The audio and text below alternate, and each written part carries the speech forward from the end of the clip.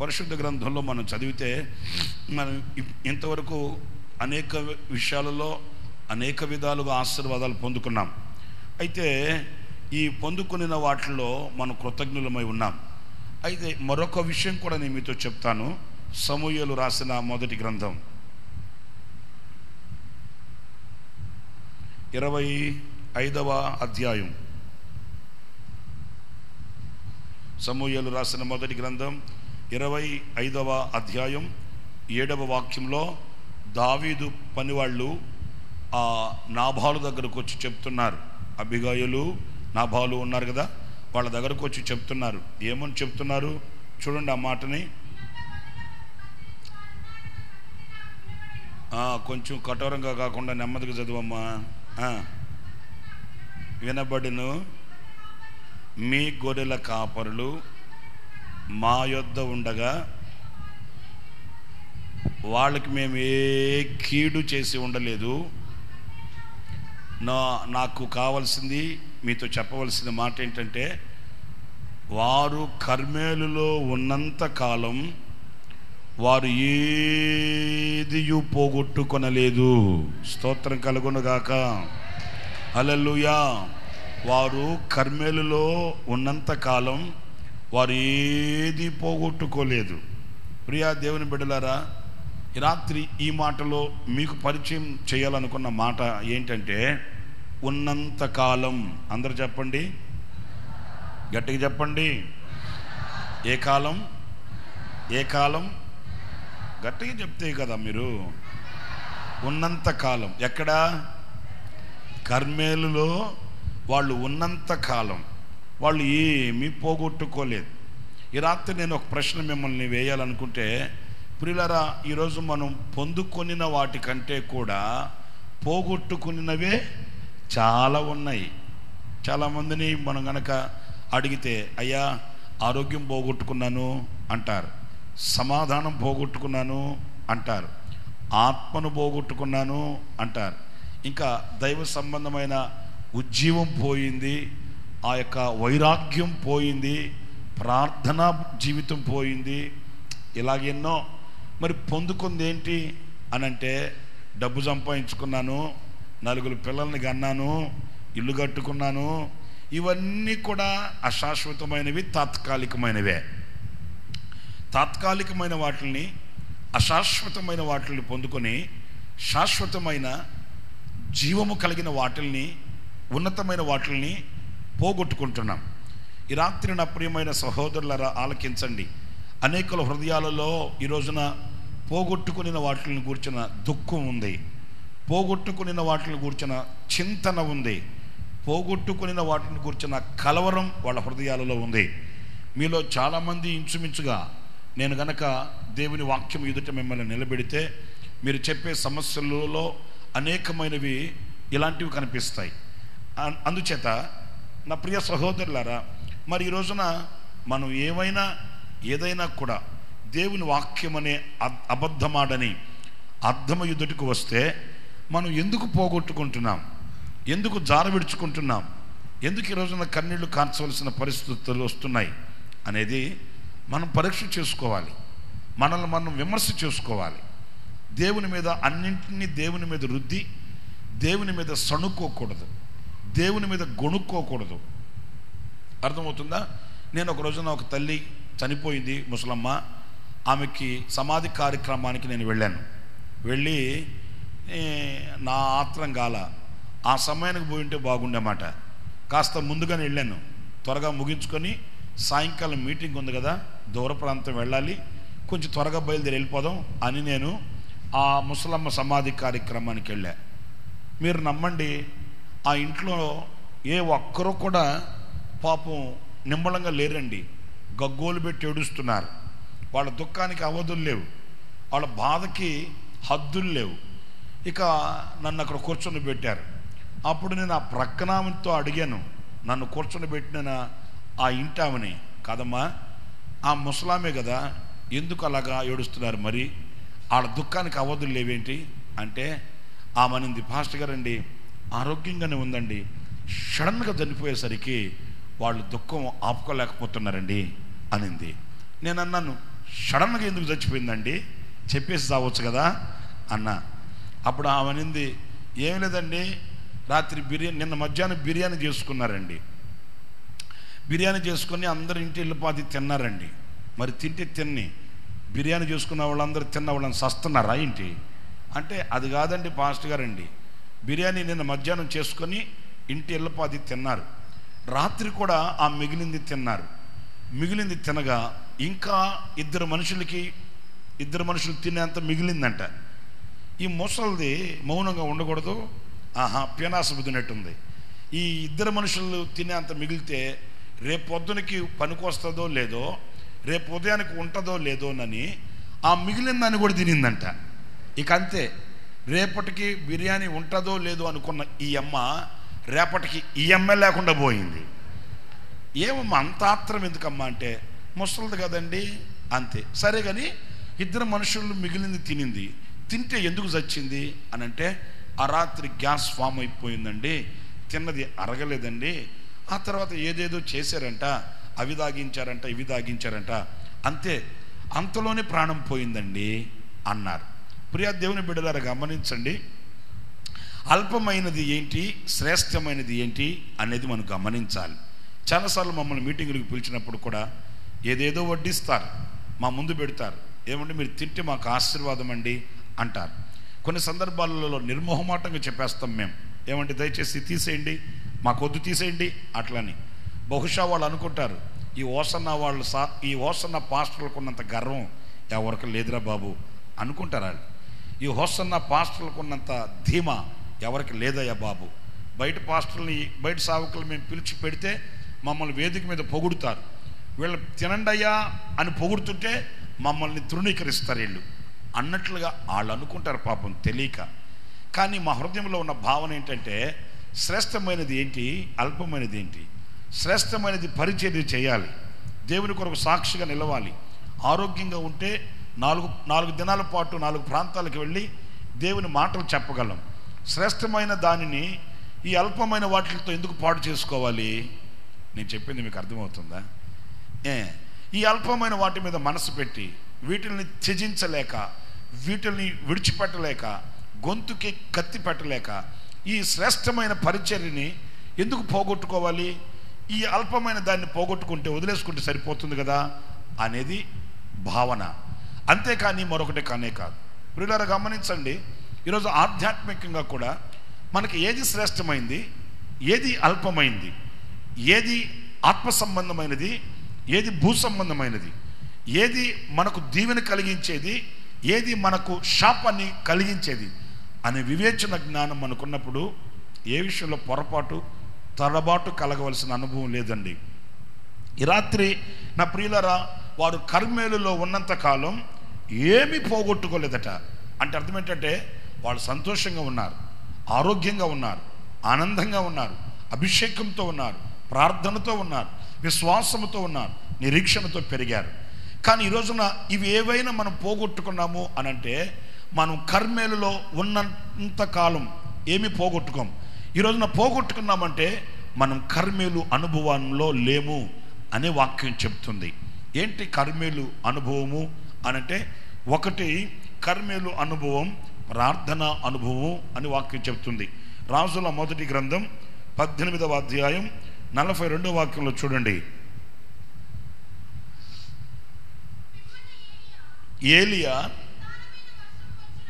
విస్తారమైన వర్షము వచ్చినట్లు, అమ్మ 42వ వాక్యమైన తల్లి నువ్వు చదివేది అంత అర్జెంట్ ఎందుకమ్మా నీకు? చెప్పింది విని చదవచ్చు కదా. ఏలియా కర్మేలు పర్వతం మీదకు పోయి నేల మీద పడి ముఖము మోకాళ్ళ మధ్య ఉంచుకొని ప్రార్థన చేయడం ప్రారంభించాడు. అంటే ఈ కర్మేలు అనుభవం దేనికి సూచన అనంటే, ప్రియులరా అందరి తలల పైకి ఇక నన్ను చూడండి, బైబిల్ చూడమన్నాను కదా అని ఇదే సందని తల వంచారో ఇక అంతే అటే పోతారు. అందుచేత మీరు తలల పైకి నన్ను చూడండి, చెప్పే మాటలు వినండి. ఈ కర్మేలు అనుభవం ఏం చెబుతుంది అనంటే, ఇది ఒక ఉన్నతమైన ప్రార్థన అనుభవానికి, అక్కడ ప్రార్థన చేయడం కాదు, ఉన్నతమైన ప్రార్థన అనుభవం కనిపిస్తుంది. మనందరికీ తెలుసు ప్రార్థన, పరలోకమందున్న మా తండ్రి మీ నామం పరిశుద్ధపరచబడును గాక, మీ రాజ్యం వచ్చును గాక. ఓకే, మీకు ఇక నేను చెప్పాల్సిన అవసరం లేదు. ఇక ఆఖరిలో పితా పుత్ర పవిత్రాత్మ నామమున ఆమేన్. అబ్బా, ఇక వెళ్ళిపోతారు. ఏంటో మనం చేసేది ప్రార్థన. ఇంకొంతమంది మహానుభావులు, ఇదిగో పురుషుల మండలి, ఇది మహిళా మండలి, ఇది పురుషుల మండలి, వీళ్ళు ఉన్నారు. వీళ్ళు పాపం బయటికి వెళ్ళేటప్పుడు తలుపు సాటుకి వెళ్ళి 4 ముక్కలే, ఇక 5వ ముక్క వేస్తే దెబ్బ తగులుతుంది అన్నట్టుగా తలుపు దగ్గరికి వెళ్ళి తలుపు సాటుకి వెళ్ళి చెప్పులు వదిలిపెట్టి తల ఉంచుకొని మనసులో గొణుక్కుంటాడు. చిన్న ప్రార్థన. ప్రేమ కలిగిన తండ్రి, బయటికి వెళుతున్నాను నాయనా, ఈ మధ్య లారీ వాళ్ళు సరిగా దోలట్లేదయ్యా, ఎదురుగా వచ్చే లారీ నా మీదకి రాకుండా ఆ పక్కకు దోసేయి, నన్ను మరలా సాయంకాలం ఇంటికి తీసుకొని రా, ఏసునామములో అడుగుతున్నాను తండ్రి ఆమేన్ అంటాడు. ఏంటన్నయ్యా తలుపు సాటుకి వెళ్ళి వచ్చావు అన్నామనుకోండి, ప్రార్థన అంటాడు కదా. ఇంకొంతమంది స్త్రీలైనా పురుషులైనా ఫుల్గా రోజంతా తిరిగి కాళ్ళు తీతలు పుట్టేంత వరకు ఊరంతా నాదేనని ఊరేగి ఇక 4 పల్లెలు నాయ కాదని లేపి 5వ పల్లెం పెరుక్కి ఎంత తిని ఇక ఆపసోపాలతో మంచం మీద పడుకొని ఒక చిన్న ప్రార్థన, అది కూడా కాలు మీద కాలు వేసుకొని తల కింద దిండేసుకొని దుప్పట కప్పుకొని, ప్రేమ కలిగిన తండ్రి దయగిలినైనా రోజు కంటే ఈరోజు ఒక ముద్ద ఎక్కువ తిన్నానయ్యా, ఆకలిగా ఉంది కనుక ప్రభువా నేను పడుకుంటున్నాను, నా మనసు చుట్టూ దేవదత్తుల్ని చుట్టూ పెట్టు ప్రభువా, ఎవరిని దగ్గరికి రానివ్వక ప్రభువా, దేవదత్తుల్ని ఎవరిని నిద్రపోనివద్దు ప్రభువా. సరే కానీ ప్రభువా ఇదిగో పడుకుంటున్నాను, తిన్నదంతా దెబ్బకు అరిగిపోయేటట్టు సహాయం చేయి, ఉదయం 6 గంటలకల్లా నన్ను నిద్రలేపయ్యా అంటాడు. ఎందుకన్నయ్యా నీకు అంత భయం అని అంటే, ఏం లేదు పాస్టర్ గారు, 6 గంటలకి 7 గంటలకి నేను నిద్ర లేగలేదు అనుకో, 10 గంటలకల్లా పాదిరి గారు పెట్టి తెచ్చి పెట్టిలో పెట్టేస్తాడండి అంటాడు. అంటే 6 గంటలకు నిద్ర లేకపోతే 10 గంటలకల్లా పాదిరి గారు చెప్పండి పెట్టి తెచ్చి పెట్టిలో పెట్టి పరదేశులమో ప్రియులారావన అంటాడేమోనని రాత్రి పడుకునేటప్పుడు తలంచుకొని భయపడిపోయి, ప్రేమ కలిగిన తండ్రి దయగలిగిన ఆయన మర్చిపోతావేమో, 6 కోట్ల ఆంధ్రులో నేను ఒకడిని, నన్ను లేపు ఉదయం 10 గంటలకల్లా అంటాడు. ఏంటనయ్యా పడుకొని గునుక్కుంటున్నావు అంటే ప్రార్థన అంటాడు. ప్రియులారా, కర్మేలు అనుభవం అలాంటిది కాదు. ఒక ఒక ఒక యుద్ధ రంగం అన్నట్లుగా ఒక సమస్య ఎదుట ఉంది, ఒక ప్రాబ్లం లేక ఒక గండు సమస్య, జటిలమైన సమస్య ఎదుట ఉన్నప్పుడు ఆ కర్మేలు నీకు నేర్పే పాఠం ఏంటంటే, నీవుగా మోకరించాలి, నీకు నీవుగా కన్నీళ్లు కార్చాలి, నీకు నీవుగా పశ్చాత్తాపతుడవు కావాలి, నీకు నీవుగా మోకాళ్ళ మధ్యలో తలపెట్టి, తల ఆలోచనలకు సూచన, తల తలంపులకు సూచన, తల ఎన్నో కోరికలకు సూచన, ఇవన్నీ ప్రార్థనకు లోబడాలి, ఇవన్నీ ప్రార్థనలో శిరస్సు వంచాలి, ఇవన్నీ ప్రార్థనకు అప్పగించబడాలి. ప్రియులారా, ఈరోజున చాలామంది ప్రార్థన చేస్తున్నారు, కానీ అది అప్పగింపబడిన ప్రార్థన కాదు, అది అంగీకరించిన ప్రార్థన కాదు, ఇంకా అది తగ్గింపు కలిగిన ప్రార్థన కాదు. ప్రియులారా, నీ ప్రార్థనలో నీ ఆలోచన, నీ తలంపులు, నీ కోరికలు ఇవన్నీ నీ ప్రార్థనను బట్టియే జనించాలి, నీ ప్రార్థనను బట్టియే ఫలించాలి, నీ ప్రార్థనను బట్టియే నడిపించబడాలి, నీ ప్రార్థనను బట్టియే జీవించాలి. అప్పుడే మోపైన వర్షపు ధ్వనిని వినగలుగుతావు, మోపైన వర్షాన్ని అనుభవించగలుగుతావు, నీ కన్నీళ్ళు తొడవబడుతుంది, నీ ఆక్రందన తీర్చబడుతుంది, నీ కోరిక ఆమోదించబడుతుంది, ఆనంద గానాలతో తిరిగి వెళ్ళగలుగుతావు. ఈరోజున నువ్వు కర్మేలులో ఉన్నంత కాలం నువ్వేమీ పోగొట్టుకోలేవు. అంటే నీవు తలను మోకాళ్ళ మధ్యలో పెట్టి, అంటే నీ ప్రతి ఆలోచన ప్రార్థనా శైలిలో ప్రార్థనాపూర్వకంగా ఉన్నప్పుడు, నీ ప్రతి కోరిక ప్రార్థనాపూర్వకంగా ఉన్నప్పుడు, నీ హృదయంలో కలిగే ప్రతిదీ కూడా ప్రార్థనాపూర్వకంగా మోకాళ్ళు వేయగలిగిన అనుభవంలో నీవు ఉంటే నువ్వు ఏది పోగొట్టుకోవు. ఈ రాత్రి నన్ను ఒక మాట ధారాళంగా అననివ్వండి, అదేంటంటే, నీవు ఏదైనా పోగొట్టుకున్నావు అని అంటే నీ కర్మ కర్మ కర్మ అనుకుంటున్నావు. కర్మ లేదు, కారం ఇంకొకటి కాదు, కర్మ కాదు. ఏంటంటే, నీవు మోకరించి ప్రార్థన చేయక, నీకు నీవుగా ఆయన సన్నిధిలో నీ ఆలోచనల్ని ప్రార్థనలో పెట్టక, నీ తలంపుల్ని ఆయన సన్నిధిలో పరచి మాట్లాడక, నీ ఆలోచనలు, నీ తలంపులు, నీ కోరికలు నీ శక్తి మీద ఆధారపడుతూ ఉన్నందుచేత, నీ తలంపులు, నీ కోరికలు, నీ ఆలోచనలు నీ ధనము మీద ఆధారపడుతున్నందువలన డబ్బు ఉంది కదా చేసేద్దాంలే, బలం ఉంది కదా చేసేద్దాంలే, జనం ఉన్నారు కదా చేసేద్దాంలే, ఇది ఎంత పని అనుకుంటున్నావు. అందుకే నీవు చూసేది ఒకటైతే నువ్వు పోగొట్టుకునేది అనేకమైన వాటిల్ని పోగొట్టుకుంటున్నావు. ఈ రాత్రి నా ప్రియ సహోదరులారా, ఈ రాత్రి మీకు మీరుగా మోకరించి ఈ కర్మేలు అనుభవంలో నేను ఉండాలి, ఈ కర్మేలు అనుభవం నాకు కావాలి, ఈ కర్మేలు అనుభవంలో నా బ్రతుకు నేను సరిచేసుకోవాలి అనే వాంఛ మీకు కలిగితే తప్పనిసరిగా మీకు కలిగినది ఏది కూడా మీరు పోగొట్టుకోవలసిన అవసరం లేదు. మీరు పోగొట్టుకున్నది ఏదైనప్పటికీ మరలా వాటిని మీరు పొందుకొనగలుగుతారు. దేవునికి స్తోత్రం కలుగునుగాక. చాలామందికి వాళ్ళుగా మోకరించి ప్రార్థన చేసుకునే అనుభవం ఉండదు. మీకు ఒక చిన్న అనుభవం చెప్తాను.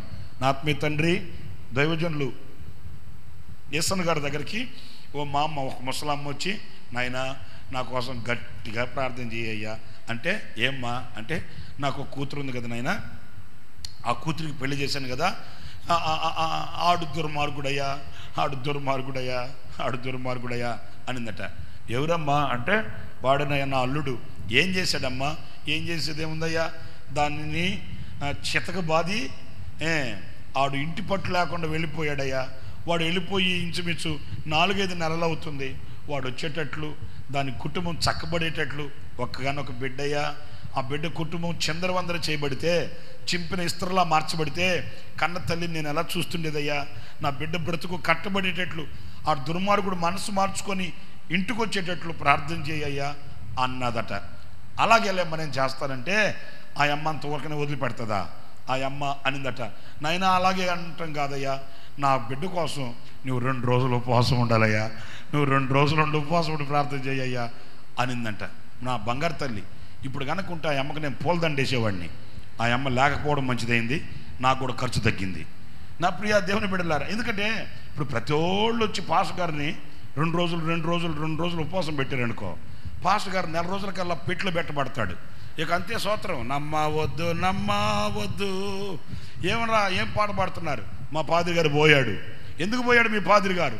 మరి 10 మంది కలిసి 10 రోజులు 20 రోజులు కడుపు కడితే ఏమవుతాడు? చాలా విచిత్రమైన సంగతి. సరే యేసన్న గారు పోనీలే, వాళ్ళు క్షేమంగా ఉంటేనే కదా మనం కూడా క్షేమంగా ఉండేది. వాళ్ళు ఆనందంగా ఉంటే మనకి అంతకంటే సంతోషం ఏముంది? ఆ బిడ్డ కుటుంబం కట్టబడి చక్కదిద్దబడి ఆశీర్వాదకరంగా ఉంటే అంతకంటే భాగ్యం ఏముంది? ఓ 2 రోజులు కడుపు కట్టుకొని ప్రార్థన చేద్దాం పోని అని ఆ మరుసటి రోజు పాపం ముడిగట్టుకొని కడుపు కట్టుకొని నోరు గుట్టుకొని బైబిల్ పెట్టుకొని చెంబులో నీళ్ళు పెట్టుకొని ప్రార్థన స్టార్ట్ చేశాడంట. ఇక పాపం ఆ మహానుభావుడు ఏమంటే ప్రార్థన చేస్తుంటే సాయంకాలం కల్లా ఒకటే ప్రేరేపణ అంట. ఏమంటే ఒకసారి ఆ అమ్మ దగ్గరికి వెళ్ళి ఆ ఇంట్లో ప్రార్థన చేసేస్తే బాగుంటుంది కదా అట్లా అని. మరి వస్తుంది కదా ప్రేరేపణ. దైవజనులకు ఆ మాత్రం కూడా ప్రేరేపణ లేకుండా ఎట్లుంటుంది? ఇక ఏం చేశాడు, అలాగ ప్రేరేపణ కొట్టి సైకిల్ వేసుకొని చిన్నగా ఇంటికి వెళ్తానంటండి. మీరు నమ్మండి, యేసన్న గారే చెప్పాడు ఈ మాట. మీకు అంత ఆనవాళ్ళు కావాలనుకుంటే వెళ్ళి యేసన్న గారిని అడిగేసారండి, నా అభ్యంతరం ఏమీ లేదు. వెళ్ళి అడిగేసారండి. ఎక్కడున్నాడయ్యా యేసన్న గారు అంటేనేమో పరలోకంలో ఉన్నాడు, విశ్రాంతిలో ఉన్నాడు, ప్రశాంతంగా ఉన్నాడు, అక్కడ ఏ బాధ లేదు. కొబ్బరి నూనెతో ముఖం ముందు పొడిచేవాళ్ళు ఎవరు లేరు ఇప్పుడు కదా, ప్రశాంతంగా ఉన్నాడు. ఇంకా అక్కడ కూడా పోయి ఆయనకి నెమ్మది లేకుండా చేసే పని అయితే వెళ్ళండి. ఓకే, యేసన్న గారు ఆ ఇంటికి వెళ్ళేసరికంటే మీరు నమ్మండి, నడి మంచం మీద కూర్చొని ఉన్నాడంట అల్లుడు. ఏది ఆ మరుసటి రోజే నడి మంచం మీద కూర్చొని ఉన్నాడంట అల్లుడు. కూర్చొని పల్లెంలో మినపగారులు పెట్టుకొని మినపగారులకి నాటు కోడి కూర పెట్టుకొని అబ్బా ముంచుకొని అద్దుకొని తింటున్నాడంట. యేసన్న గారి కడుపు మండిపోయిందంటండి. ఈమెకుండేది ఒకే కూతురు, ఒకే అల్లుడు, ఈడే కదా. మరి వెళ్ళిపోయి 4 నెలలు అయ్యిందయ్యా, వాడి కోసం ప్రార్థన చేయయ్యా అని నాకు కడుపు కట్టేసి వచ్చింది మొసలిదే.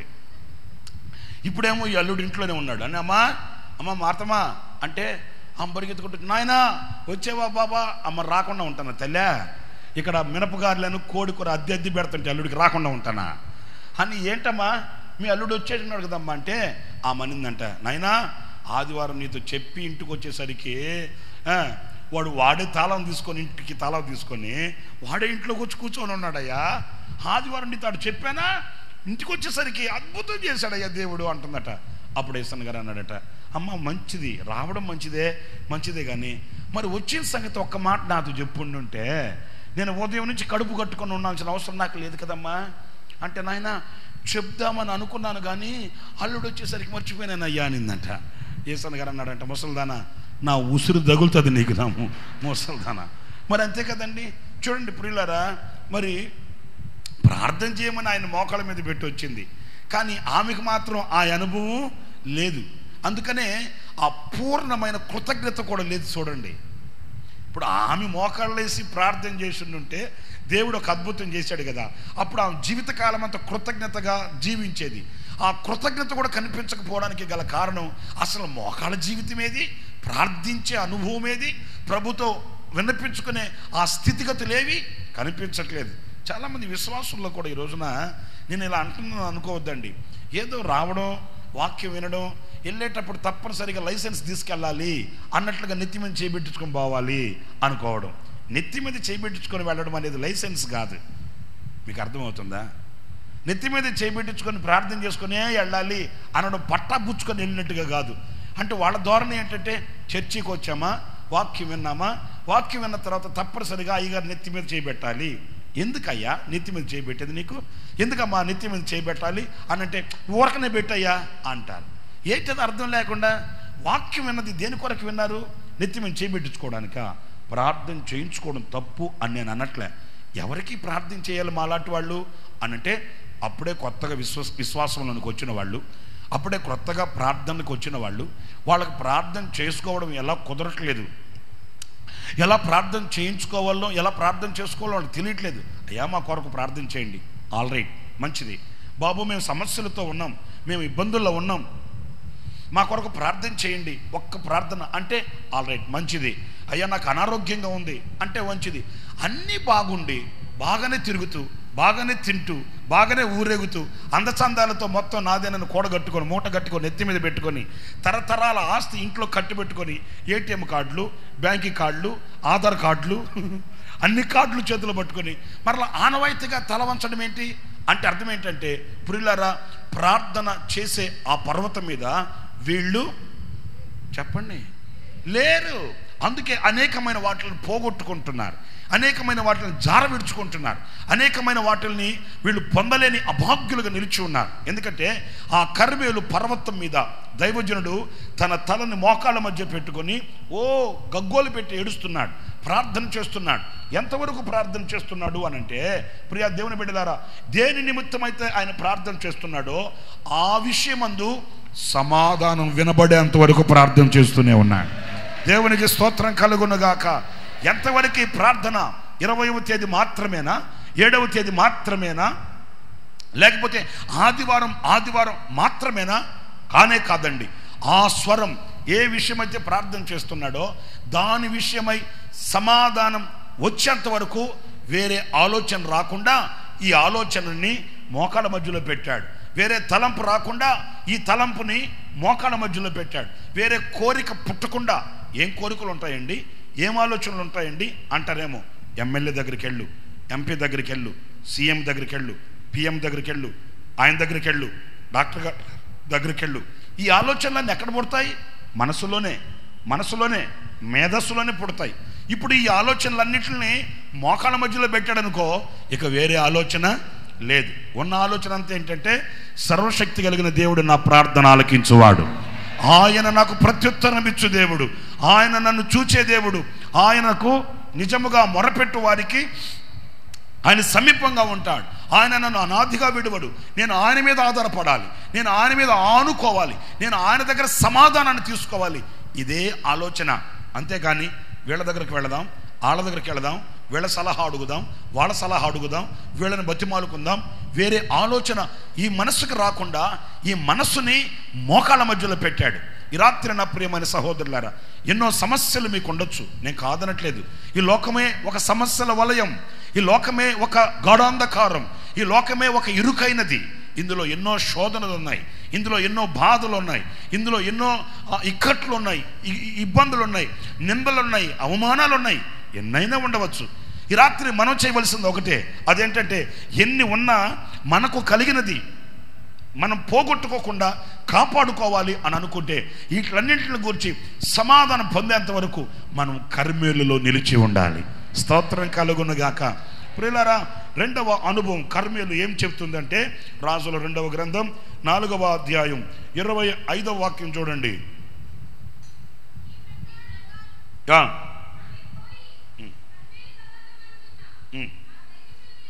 కర్మేలు పర్వతము మీదున్న కర్మేలు పర్వతమునందున్న ఆ దైవజనుని చదువమ్మా.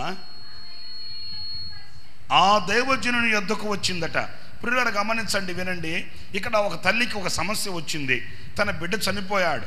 ఒక ఆవేదన కలిగిన అనుభవం, దుఃఖం కలిగిన అనుభవం. అయితే తలను పైకెత్తినను చూడండి, నేను చెప్పే మాట వినండి. ఆమె వెంటనే ఎక్కడికి వెళ్ళిందో తెలుసండి. అయ్యో ఇలా జరిగింది, ఇలాగ వాటిల్లింది, నాకు దుఃఖం కలిగింది, నాకు బాధ కలిగింది అని బంధువుల దగ్గరికి, ఆ అధికారుల దగ్గరికి మరొకటి ఏది కూడా ఆమె ఆలోచించలేదండి. చిన్నగా ఆమె ఎక్కడికి వచ్చిందంటే కర్మేలుకు వచ్చిందట. ఎందుకు కర్మేలుకు రావాలి? ప్రియులారా, ఒక్కసారి మీరు తలను పైకెత్తి నన్ను చూడండి. మీ కుటుంబాలలో నేను అనకూడదు, అర్థమవుతుందని చెప్తున్నాను. ఏదైనా జరిగిందే అనుకోండి, ఎక్కడికి వెళుతారు? 100కి ఇంచుమించు 80 మంది ఎక్కడికి పరిగెత్తుతారంటే లోకంలో వాళ్ళకి ఆధారం ఉన్న చోటుకు పరిగెత్తుతారు. అంతే కదండి. లోకంలో వాళ్ళకి బలము కలిగే చోటుకు పరిగెత్తుతారు. లోకంలో వాళ్ళకి సహాయం చేసే మనుషుల దగ్గరకు పరిగెత్తుతారు. 100కి 80 మంది. అవునండి, ఈ పర్సెంట్ కూడా మీరు గుర్తుపెట్టుకోండి. 100కి 80 మంది అంటే ప్రతి 10 మందిలో 8 మంది వాళ్ళకు బలం కలిగే చోటు ఎక్కడ? ఒక గొడవ వచ్చిందనుకో, ఒక సమస్య వచ్చిందనుకోండి, ఎక్కడికి వెళ్తారు? వాళ్ళ బంధువుల దగ్గరికి వెళ్ళి, నాకు ఇట్లా అన్యాయం జరుగుతుంది, నా మీద ఇలా ఎగబడుతున్నారు, నన్ను ఇలా హింసిస్తున్నారు, మీరంతా చూస్తూ ఊరుకుంటే ఎలా? నేను మీతో కూడా తోబుట్టు కాదా? మీరు నా రక్తాన్ని పంచుకుని పుట్టలేదా? నేను మీ రక్తాన్ని పంచుకుని పుట్టలేదా? మీరు మాకు సహాయం చేయరా అని మనుషులకి దగ్గరికి వెళ్ళి వాళ్ళ సహాయాన్ని మనం కోరుకుంటాం. ప్రియులరా, మరికొన్ని ఏదైనా విపత్తులు వచ్చినప్పుడు మనకు ఎక్కడ విడుదల కలుగుతుందో అక్కడికి వెళుతాం. కానీ దేవుని సన్నిధికి పరిగెత్తుకొని వచ్చి, అనగా ఓ కర్మేలు పర్వతము అనుభవానికి ఆమె పరిగెత్తుకుంటూ వస్తుంది. ఎందుకమ్మా కర్మేలు పర్వతం మీదకి అని అంటే అక్కడ దైవ సేవకుల సమూహం ఉంది. దేవునికి స్తోత్రం కలుగును గాక. ఎక్కడ? కర్మేలులో దైవ సేవకుల సమూహం ఉంది. అది దైవ సేవకుల నివాసపురము. అది ప్రతిష్ఠించబడిన, సమర్పించబడిన యాజకులు నివసించే పరిశుద్ధ పర్వతమయ్యా. నేను అక్కడికి వెళితే అక్కడ నేను విన్నపించుకుంటే అక్కడ నాకు సహాయం చేసే పరిశుద్ధులు ఉన్నారు. ఈ రాత్రి నా ప్రియమైన దేవుని బిడ్డలారా, మీకు దైవ సేవకుల యొక్క ప్రార్థన లేక దైవ సేవకుల సహవాసం మీకు ఉన్నంతకాలం మీరు ఏది పోగొట్టుకోరండి. స్తోత్రం కలుగునగాక. వాళ్ళు కర్మేలులో ఉన్నంతకాలం ఎందుకు ఏమీ పోగొట్టుకోలేదంటే కర్మేలులో దైవ సేవకుల సహవాసం ఉంది, దైవ సేవకుల సందేశం ఉంది, దైవ సేవకుల ఆ యొక్క నివాసం అక్కడుంది. ఈ రాత్రి నా ప్రియులారా, నేను ఒక మాట మీతో చెప్తాను. అదేంటంటే ఈ దైవజనులు ఎక్కడున్నారు అంటే కర్మేలులో ఉన్నారు. ఈ కర్మేలులో ఉన్న దైవజనులు ఎలాంటి వాళ్ళు అనంటే దుఃఖంతో వచ్చే వాళ్ళని గుర్తించగలిగిన వాళ్ళు. ఆమెన్ చెప్పండి గట్టిగాను. ఏంటి అప్పుడే నిద్రావస్థలోకి వెళ్ళిపోయారండి? గట్టిగా చెప్పండి. ఈ కర్మేలులో ఉన్న దైవజనులు ఎలాంటి వాళ్ళు అంటే దుఃఖంతో వచ్చే వాళ్ళని చెప్పరేంటండి, గుర్తించేవాళ్ళు, గుర్తించగలిగిన వాళ్ళు, ఆవేదనతో వచ్చే వాళ్ళని గమనించగలిగిన వాళ్ళు, వాళ్ళ అక్కర్ల కొరకు పూటబడగలిగిన వాళ్ళు, వాళ్ళ అక్కర కొరకు ఏదైనా సాహసించి చేయగలిగిన వాళ్ళు. ఇంకా నేను పరిశుద్ధ గ్రంథంలో మీకు కొన్ని ఆధారాలు చూపించాలి అనంటే ఆమె ఇంటికే వెళ్ళాడు దైవజనుడు. వెళ్ళి ఏదో వచ్చాము, తిన్నాము, వెళ్ళిపోదాం అన్నట్టుగా కాకుండా ఆమె అక్కరేంటో గుర్తించాడు. ఇంకా చెప్పనా, ఆమె పరిగెత్తుకుంటూ వస్తుంటే తన పనివానితో చెప్తున్నాడు, ఇదిగో ఆమెకు ఎదురుగా వెళ్ళి క్షేమముగా వచ్చుచున్నావా అని అడుగు, ఆమె కుశల ప్రశ్నలను అడుగు, ఆమెను యోగక్షేమాలు తెలుసుకో. ఎందుకని అనంటే ఆమె దూరంగా ఉండగానే ఆమె మనసును గుర్తించగలిగిన సమర్పించబడిన యాజకులు ఉన్న స్థలం కర్మేలు పర్వతం. ఈ రాత్రి నా ప్రియమైన దేవుని బిడ్డలారా, ఇదిగో ఈ మాటలు మీకు ఎందుకు అందిస్తున్నాం? మీ హృదయంలో ఉన్న బాధ ఏంటో పరిశుద్ధాత్మనికి తెలుసు. ఆ పరిశుద్ధాత్ముడే ఇక్కడ నిలిచిన సేవకుని నోట మీకు అందించే శుభవర్తమానం. ఆ పరిశుద్ధాత్మ దేవుడే మీకు కావలసిన ఆదరణ, మీకు కావలసిన నెమ్మది, మీకు కావలసినటువంటి ధైర్యం, స్థైర్యం, విశ్వాస పరిమాణం, ఇవన్నీ పరిశుద్ధాత్మ దేవుడు దైవ సేవకుని ద్వారా మీకు అందించే ఒక పర్వతపు అనుభవం, కర్మేలు అనుభవం. ఈ రాత్రి ఈ కర్మేలు అనుభవంలో ఈ దైవ సేవకుల సహవాసం కలిగి ఉన్నంత కాలం నీవు ఏది పోగొట్టుకోవు. సరే కానీ మీకు ఒక ప్రశ్న వేస్తాను. అదేంటంటే, ఈ రోజున నీవు అనేకమైన వాటిల్ని పోగొట్టుకొని శాంతిని పోగొట్టుకున్నావో, సమాధానాన్ని పోగొట్టుకున్నావో, ఆరోగ్యాన్ని పోగొట్టుకున్నావో, అభిషేకాన్ని పోగొట్టుకున్నావో, ఒకవేళ ఏమి పోగొట్టుకొని నువ్వు చింతిస్తున్నావో నాకు తెలియదు. వాటికి కారణం మాత్రం బహుశా ఈ రెండవ అనుభవం, దైవ సేవకుల సహవాసం నీకు లేకపోవచ్చు, లేకపోతే దైవ సేవకుల చెలిమి నీకు లేకపోవచ్చు, దైవ సేవకుల యొక్క ఆచూకీ నీకు తెలియకపోవచ్చు, వాళ్ళ నివాసాలు నీకు తెలియకపోవచ్చు, వాళ్ళతో నీకు సఖ్యత, ఐక్యత లేకపోవచ్చు. ఈ రాత్రి నా ప్రియ దేవుని బిడ్డలారా, నీవు కలిగిన వాటిని పోగొట్టుకోకుండా నీవు కాపాడుకోవాలి అని అనుకుంటే, ఇది ఏ కాలం అనంటే, నీవు కర్మేలులో ఉన్నంత కాలం అంటే సేవకుల సహవాసంలో నీవు ఉన్నంత కాలం, ఈ సేవకుల ఐక్యతలో నీవు నిలిచి ఉన్నంత కాలం నీవు ఏమి పోగొట్టుకోవలసిన అవసరం లేనే లేదు. చాలామంది ఈ రోజున ఈ సహవాసానికి దూరంగా ఉండడం, ఈ ఐక్యతకు దూరంగా ఉండడం, దైవ సేవకులతో ఉండవలసిన ఆ యొక్క అవినోభవ సంబంధం లేక ఆధ్యాత్మికమైన అనుబంధాన్ని తోలనాడడం, వీడడం అనేకుల వ్యక్తిగత జీవితాలలో లోటు కనిపిస్తుంది. ఇదే గుంటూరులో ఒక రోజున ఒక బ్రదర్ నేను కలిశాను. ఆయన యాంప్లిఫైర్లు రిపేర్ చేస్తాడు.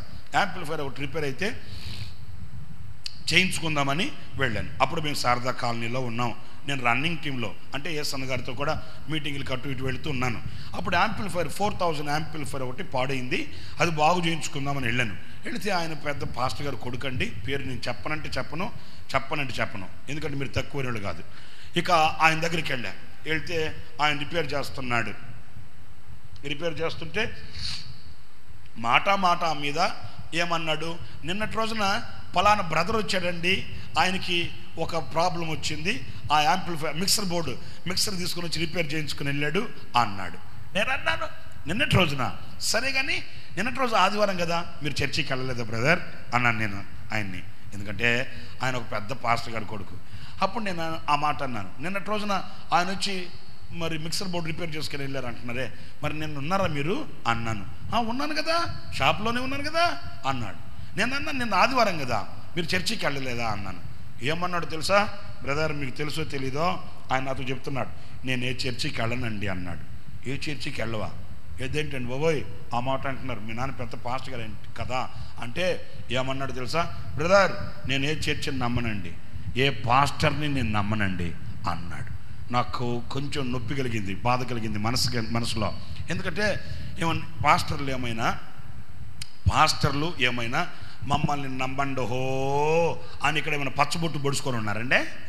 నేను అంటాడు, నేను ఏ పాస్టర్ని నమ్మనండి. నేను అన్నాను, కాదు బ్రదర్, పాస్టర్ని నమ్మాల్సిన అవసరం లేదు, నేను ఏ చర్చిని కూడా నమ్మనండి అన్నాడు. నేను అన్నాను, మరి ఎలాగా అంటే ఆయన అంటాడు నాతో, నేను ప్రార్థన చేస్తే డైరెక్ట్గా మాట్లాడతాను దేవునితో అన్నాడు.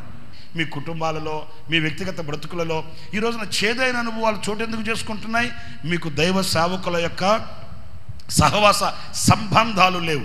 ఎలాంటి దైవ సేవకుల సహవాస సంబంధాలు అంటే, కర్మేలు పర్వతం మీద నివసించుచున్న ప్రజలు ఉన్నారు, కర్మేలు పర్వతాన్ని ఆశ్రయపురముగా చేసుకున్న వాళ్ళు ఉన్నారు, కర్మేలు పర్వతాన్ని నివాస స్థలముగా మార్చుకొని అక్కడే నివసించుచున్న, అక్కడే జీవించుచున్న, అక్కడే ప్రార్థించుచున్న ఒక సమూహం ఉంది.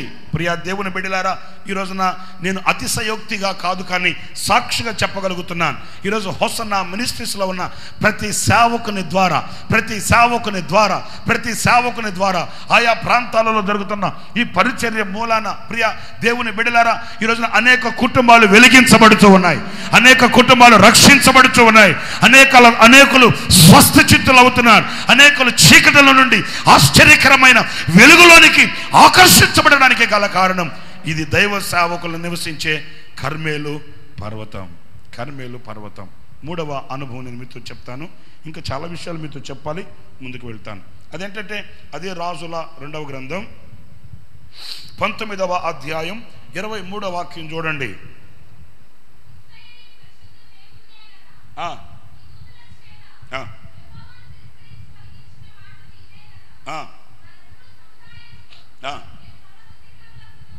పర్వత శిఖరములకును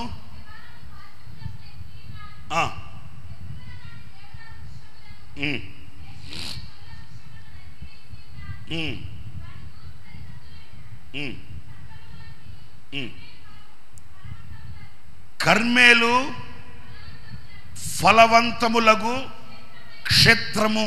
కర్మేలు అనేది ఫలవంతమైన స్థలము, ఫలభరితమైన స్థలము. కర్మేలు అనగా ప్రియులారా ఎండిన మోడు కాదు. కర్మేలు అనగా నిర్జీవమైనది కాదు.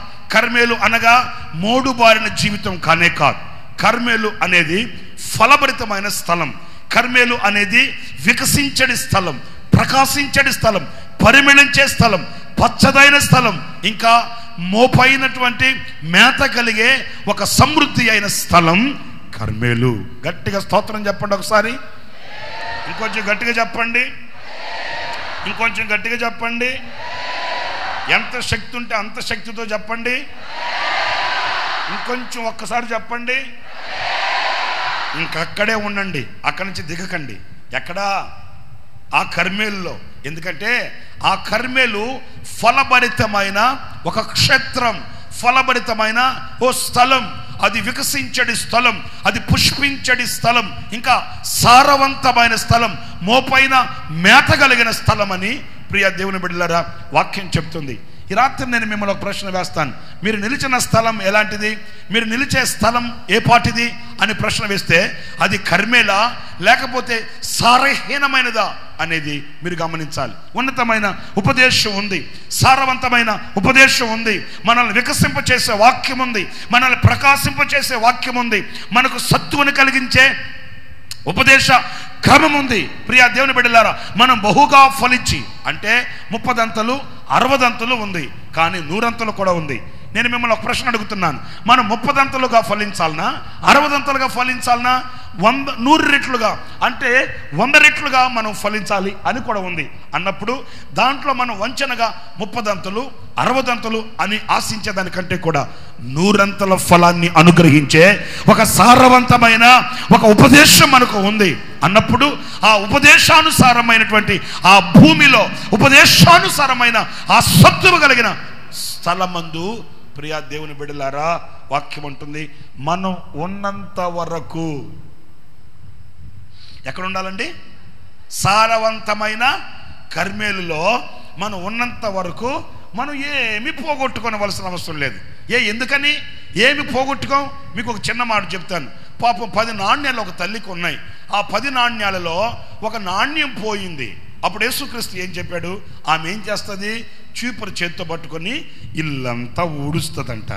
ఊడ్చి ఊడ్చి ఊడ్చి ఊడ్చి ఊడ్చి ఆ పోగొట్టుకుని ఆ నాణ్యాన్ని కనుగొంటది. కనుగొన్నప్పుడు ఆమె ఆనందం అవధులు లేనిది కదా అన్నాడు. ప్రియ దేవుని బిడ్డలారా, మీరు ఆలకించండి, కాస్త మనసు పెట్టి వినండి. ఇక్కడ ఆ ఊడ్చే అనుభవం అంటే అర్థమేంటి? పోగొట్టుకున్నది దొరుకుతుంది. ఎందుకంటే అక్కడ ఊడ్చే అనుభవం ఉంది. నేను ఒక మాట మీతో చెప్తాను. మన వ్యక్తిగత బ్రతుకులలో మనం ఏమి పోగొట్టుకోవలసిన అవసరం లేదు.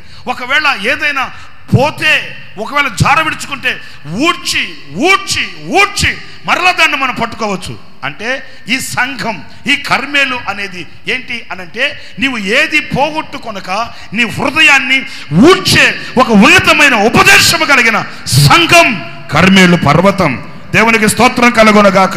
ఇక్కడ పొగడుతలు లేవు, ఇక్కడ సన్మానాలు లేవు, ఇక్కడ మెప్పులు లేవు, ఇక్కడ మిమ్మల్ని గణపరిచేవాళ్ళు లేరు, ఇక్కడ మీకు పూలదండలు వేసేవాళ్ళు లేరు. ఇక్కడ ఉన్నదంతా ఏంటంటే ఊడ్చి ఊడ్చి ఊడ్చి ఊడ్చి. కావాలంటే చూడండి, నేను వస్తాను, నేను వచ్చిన రోజున ఊడ్చి ఊడ్చి వెళ్ళిపోతాను. ఆ తర్వాత వెస్లీ పాస్టర్ గారు వస్తాడు, ఆయన ఊడ్చి ఊడ్చి వెళ్తాడు. ఆ తర్వాత రాజు పాస్టర్ గారు వస్తాడు, ఆయన ఊడ్చి ఊడ్చి వెళ్తాడు. ఇక నెల మొదటి వారంలో అబ్రాం పాస్టర్ గారు వస్తాడు, ఉన్నదంతా ఊడ్చుకోబోతాడు. ఏంటయ్యా మీరు చేసే పని అంటే, మా పనే ఊడ్చే పని. అర్థమవుతుందా? ఏ ఊడుస్తారు? ఏ హృదయంలో ఏ కల్ముషం ఉన్నా, ఏ హృదయంలో ఏ మస్టు ఉన్నా, ఏ హృదయంలో ఏ అధితేంద్రియం ఉన్నా, ఏ హృదయంలో మచ్చ మడత డాగు కలంకం ఉన్నా, మాకు అప్పగింపబడిన పరిచర్య, ఈ కర్మేలకు ఇవ్వబడిన ఉపదేశ క్రమం ఏంటి అనంటే, మస్టుని మస్తుగా పెట్టుకొని వాళ్ళని భుజాల మీదకి ఎత్తుకోవడం కాదు, మురికిని మురికిగా పెట్టుకొని వాళ్ళని పొగడడం కాదు, పాపాన్ని పాపంగా పెట్టుకొని వాళ్ళకి సన్మానం చేయడం కాదు, కానీ దేవుని సజీవమైన శక్తి కలిగిన వాక్యాన్ని చేతబట్టి, ఈ శక్తి కలిగిన సజీవమైన వాక్యము చేత మిమ్మల్ని బలపరచడానికి, మిమ్మల్ని పరిశుద్ధపరచడానికి, మిమ్మల్ని శుద్ధిగా మార్చడానికి, మిమ్మల్ని పవిత్రునిగా క్రీస్తు యేసు ఎదుట నిష్కళంకులుగా మిమ్మల్ని నిలబెట్టడానికి, ఇదిగో ఇది ఫలవంతమైన క్షేత్రం, ఫలభరితమైన క్షేత్రం. నా ప్రియ దేవుని బిడ్డలారా, ఈ కర్మేలు అనుభవము మీ వ్యక్తిగత జీవితాలలో మీరు కలిగి ఉన్నంత కాలం మీరు ఏం పోగొట్టుకోరు. ఎందుకు పోగొట్టుకోరంటే, ఆదివారం ఆదివారం, శనివారం శనివారం, బుధవారం బుధవారం, ప్రతి ప్రార్థన కూడికల్లో మీరు పోగొట్టుకొనకుండా ఉండేటట్లు ఇక్కడ ఇది సారవంతమైన క్షేత్రం కనుక ఓ పుష్టికరమైన పౌష్టికమైన శక్తివంతమైన ఆహారం మీకు అందించబడుతుంది కనుక వాక్యపు వెలుగులో మీ జీవితాన్ని ఎప్పటికప్పుడు సరిచేసుకుంటూ ఉన్నందుచేత మీరు ఏమీ పోగొట్టుకోవలసిన అవసరం లేదు. ఏమాత్రం అవిధేయత కలిగిందనుకో, దేవుని వాక్యం చేత మీరు దర్శించబడతారు. ఏమాత్రం మీకు బలహీనత కలిగిందనుకోండి, ఆ దేవుని వాక్యం చేత మీరు గుచ్చబడతారు, దేవుని వాక్యం చేత మీరు గిచ్చబడతారు, దేవుని వాక్యం చేత మీరు హెచ్చరింపబడతారు, దేవుని వాక్యం చేత మీరు సరిచేయబడతారు. మీరు ఏమీ పోగొట్టుకోవలసిన అవసరం లేదు. మెట్టుకు ఒక మాట నేను మీతో చెప్పాలి. మీరు ఏదైనా పోగొట్టుకొని బాధపడుతున్నారు అని అంటే దానికి కారణం ఏంటంటే, మీరు సారవంతమైన ఫలభరితమైన క్షేత్రమగు కర్మేలులో మీరు లేరు అని అర్థం. ప్రియ దేవుని బిడ్డలారా, ఈ రాత్రి మీరు ఏ స్థానం అందున్నారు? మీరు వెళ్ళే ఆరాధన, లేకపోతే మీరు చేసే భక్తి, మీరు నిలిచే స్థానం, మీరు నిలిచే సంఘం ఎలాంటిది అని పరీక్ష వేసుకుంటే, అక్కడ నేను సరిచేయబడే ఆ దివ్యమైన సందేశం వివరించబడుతుందా, లేకపోతే నా పాపాన్ని కప్పిపెట్టి నాలో ఉన్న అవిధేయతకు మాఫీ చేసి, దానికి సోగు చేసి, దానికి పొగడేరు రాసి, దానికి పూలు పెట్టి, దానికి లిప్స్టిక్ రాసి, దేనికి? ఆ జబ్బుకి. ప్రియులారా, ఎంతవరకు దారి తీస్తుంది అంటే, లోలోపల అది కుళ్ళిపోయి, అది వాసన కొడుతూ జీవితం అదో పాతాళానికి దిగజారిపోతున్నాయి. అందుకే ఈ కడవరి దినములలో ప్రియ దేవుని బిడ్డలారా, పరిశుద్ధాత్ముడు మనల్ని పరిశుద్ధపరచడానికి, పరిశుద్ధాత్మ దేవుడు మనల్ని సరిచేయడానికి ఆయన ఫలభరితమైన క్షేత్రముగు కర్మేలును మన మధ్య ఉంచి ఉన్నాడు. దేవునికి స్తోత్రం కలుగునుగాక. ఈ కర్మేలులో మనం ఉన్నంత కాలం, అందరూ చెప్పండి ఎంతకాలం? సరే, ఒకటి. రెండో మాట చెప్తాను. రెండో మాట ఏంటంటే, చూడండి, ఆదికాండం 18వ అధ్యాయం 10వ వాక్యం అండి. అందుకు ఆయన మీదిటికి ఈ కాలమున నీ యొద్దకు నేను నిశ్చయముగా మరలా వస్తాను. అప్పుడు నీ భార్య అయిన శారా ఒక కుమారుని, నీ భార్య అయిన శారాకు ఒక కుమారుడు కలుగునని చెప్పాను. చాలు, ఇక తలపైకి నన్ను చూడండి. ఇక్కడ మనం చదివితే, మీదిటికి ఈ కాలమున నేను మరలా వస్తాను. మీదిటికి ఈ కాలమున, మొదటి అనుభవం నేను మీతో చెప్పాను, మనం కర్మేలులో ఉన్నంత కాలం. ఇక్కడ చూడండి, మీదిటికి ఈ కాలమున నేను మరలా మీ యొద్దకు వస్తాను. ఈ చరిత్ర కాస్త నేను వివరంగా చెప్తాను, వినండి. అబ్రహాం మీకు బాగా తెలుసు. ఈ అబ్రహాము చాలా కాలంగా దేవుని సన్నిధిలో నిందారహితంగా బ్రతుకుతున్నాడు. ఆదికాండం 17వ అధ్యాయంలో మీరు ఇంటికి వెళ్ళిన తర్వాత చదివితే, అబ్రామా, నేను నిన్ను నిశ్చయముగా ఆశీర్వదిస్తాను, నిన్ను గొప్ప జనముగా చేస్తాను, నిన్ను అత్యధికముగా మారుస్తాను. అయితే నీవు నిందారహితుడవై నా సన్నిధిలో నువ్వు బ్రతకాలి. అప్పుడు నీకును నాకును నా నిబంధనను స్థిరపరిచి నిన్ను అత్యధికమగునట్లు నేను నిన్ను ఆశీర్వదిస్తాను అన్నాడు. ప్రియమైన దేవుని బిడ్డలారా, గమనించండి. 12వ అధ్యాయంలో అబ్రహామును పిలిచిన పిలుపు కనిపిస్తుంది. అబ్రహాము 12వ అధ్యాయంలో పిలువబడ్డాడండి. ప్రియులారా, 12వ అధ్యాయంలో పిలువబడితే 17వ అధ్యాయంలో అక్కడ మరల దేవుడు అతని పిలుపును స్థిరపరిచి ఆ ఆశీర్వాదాన్ని ఆయనకు నిశ్చయం చేస్తున్నాడు. ఏమని? నా సన్నిధిలో నీవు నిందారహితుడవై బ్రతకాలి, నీకును నాకును మధ్య ఈ నిబంధనను స్థిరపరిచి నేను నిన్ను అత్యధికముగా ఆశీర్వదిస్తాను అన్నాడు. ప్రియ దేవుని బిడ్డలారా, ఆ రీతిగానే దేవుడు అబ్రహామును ఎంత ఆశీర్వదించాడంటే అంత ఆశీర్వదించాడు. వట్టిగా ఇంట్లో నుంచి బయలుదేరిన అబ్రహాముకి సమస్త ఈవులు ఇచ్చాడు దేవుడు, సమస్త ఆశీర్వాదాలు పంచాడు. ఏ కొరత లేదు అన్నట్లుగా, ఏది లోటు లేదు అన్నట్లుగా, ఏది దాచ లేదు అన్నట్లుగా, ఏది మరుగు చేయలేదు అన్నట్లుగా సమస్తాన్ని దేవుడు అబ్రహాముకి ఇచ్చాడు. సరే, అయితే అబ్రహాం మనసులో ఒకటి బాధ ఉంది. ఏం బాధ ఉందంటే, ఇంత ఇచ్చాడు దేవుడు, ఇన్నున్నాయి, కానీ ఇవన్నీ ఒకనాడు నేను పోగొట్టుకోవాల్సిందే కదా. ఈనాడు ఇదంతా ఎవడి స్వాస్థ్యం అవుతుంది? నాకేమో పిల్లలు లేకపోయా, నాకేమో సంతతి లేకపోయా, అప్పుడు ఇదంతా ఎంత ఇచ్చినా ఏం ప్రయోజనం? ఇదంతా ఒకడు సొమ్ము అవ్వాల్సిందే కదా, ఒకడికి సొత్తు అవ్వాల్సిందే కదా, ఒకడు అనుభవించాల్సిందే. కానీ నాకేంటి? దీనివల్ల ప్రయోజనం ఏంటి? అబ్రహాం, ఏంటి నీ బాధ ఏంటి? అయ్యా, ఇంత ఇచ్చేవే, ఇంతటికి వారసుడు ఎవడు? ఇదంతా ఒకడు సొమ్ము అవ్వాల్సిందే కదా, మరి నాకు ఒక వారసుడు లేదు కదా అనే బాధ అబ్రహాం మనసులో ఉందండి. సరే, ఈ చరిత్ర అలాగ పెట్టండి. మరొక మాట చెప్తాను వినండి. ఒకరోజు మంచి వేసవి కాలం, ఇలాగే మండుటి ఎండలేమో. ప్రియ దేవుని బిడ్డలారా, ఈ అబ్రహాము గుడారపు వాకిటి దగ్గర కూర్చొని ఉన్నాడంట.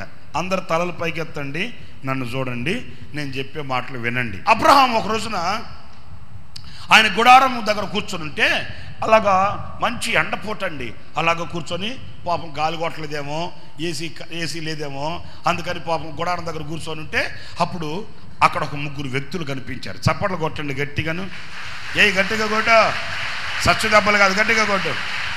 Amen, amen, amen, amen.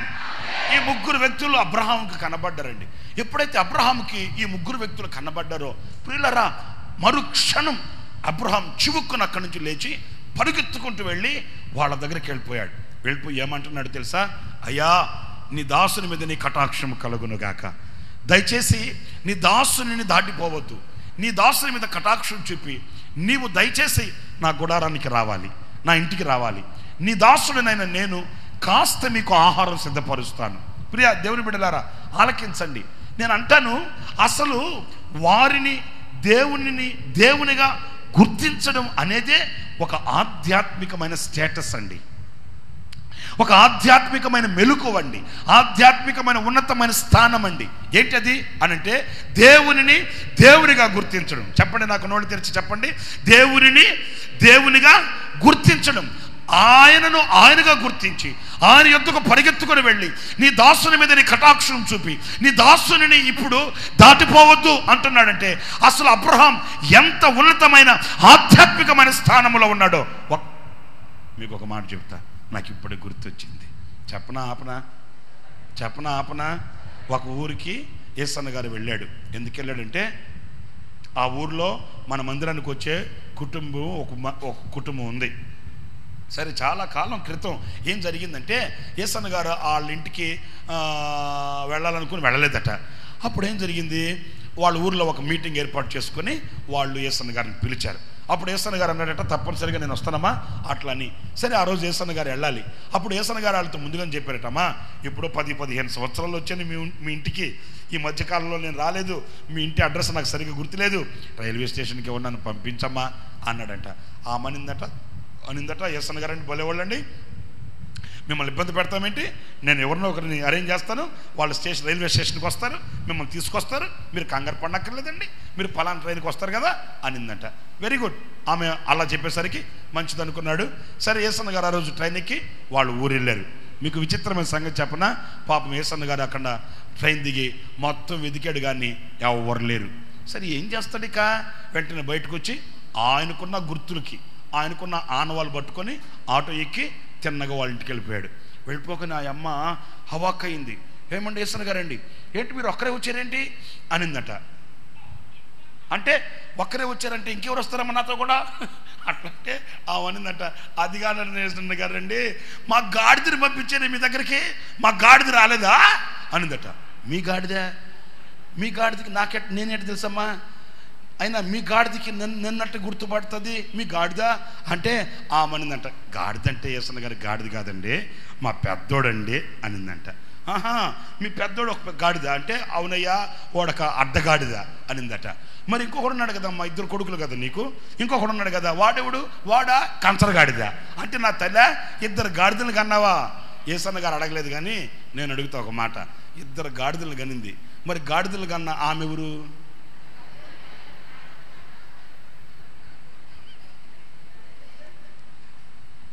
నవ్వుతారేంటి?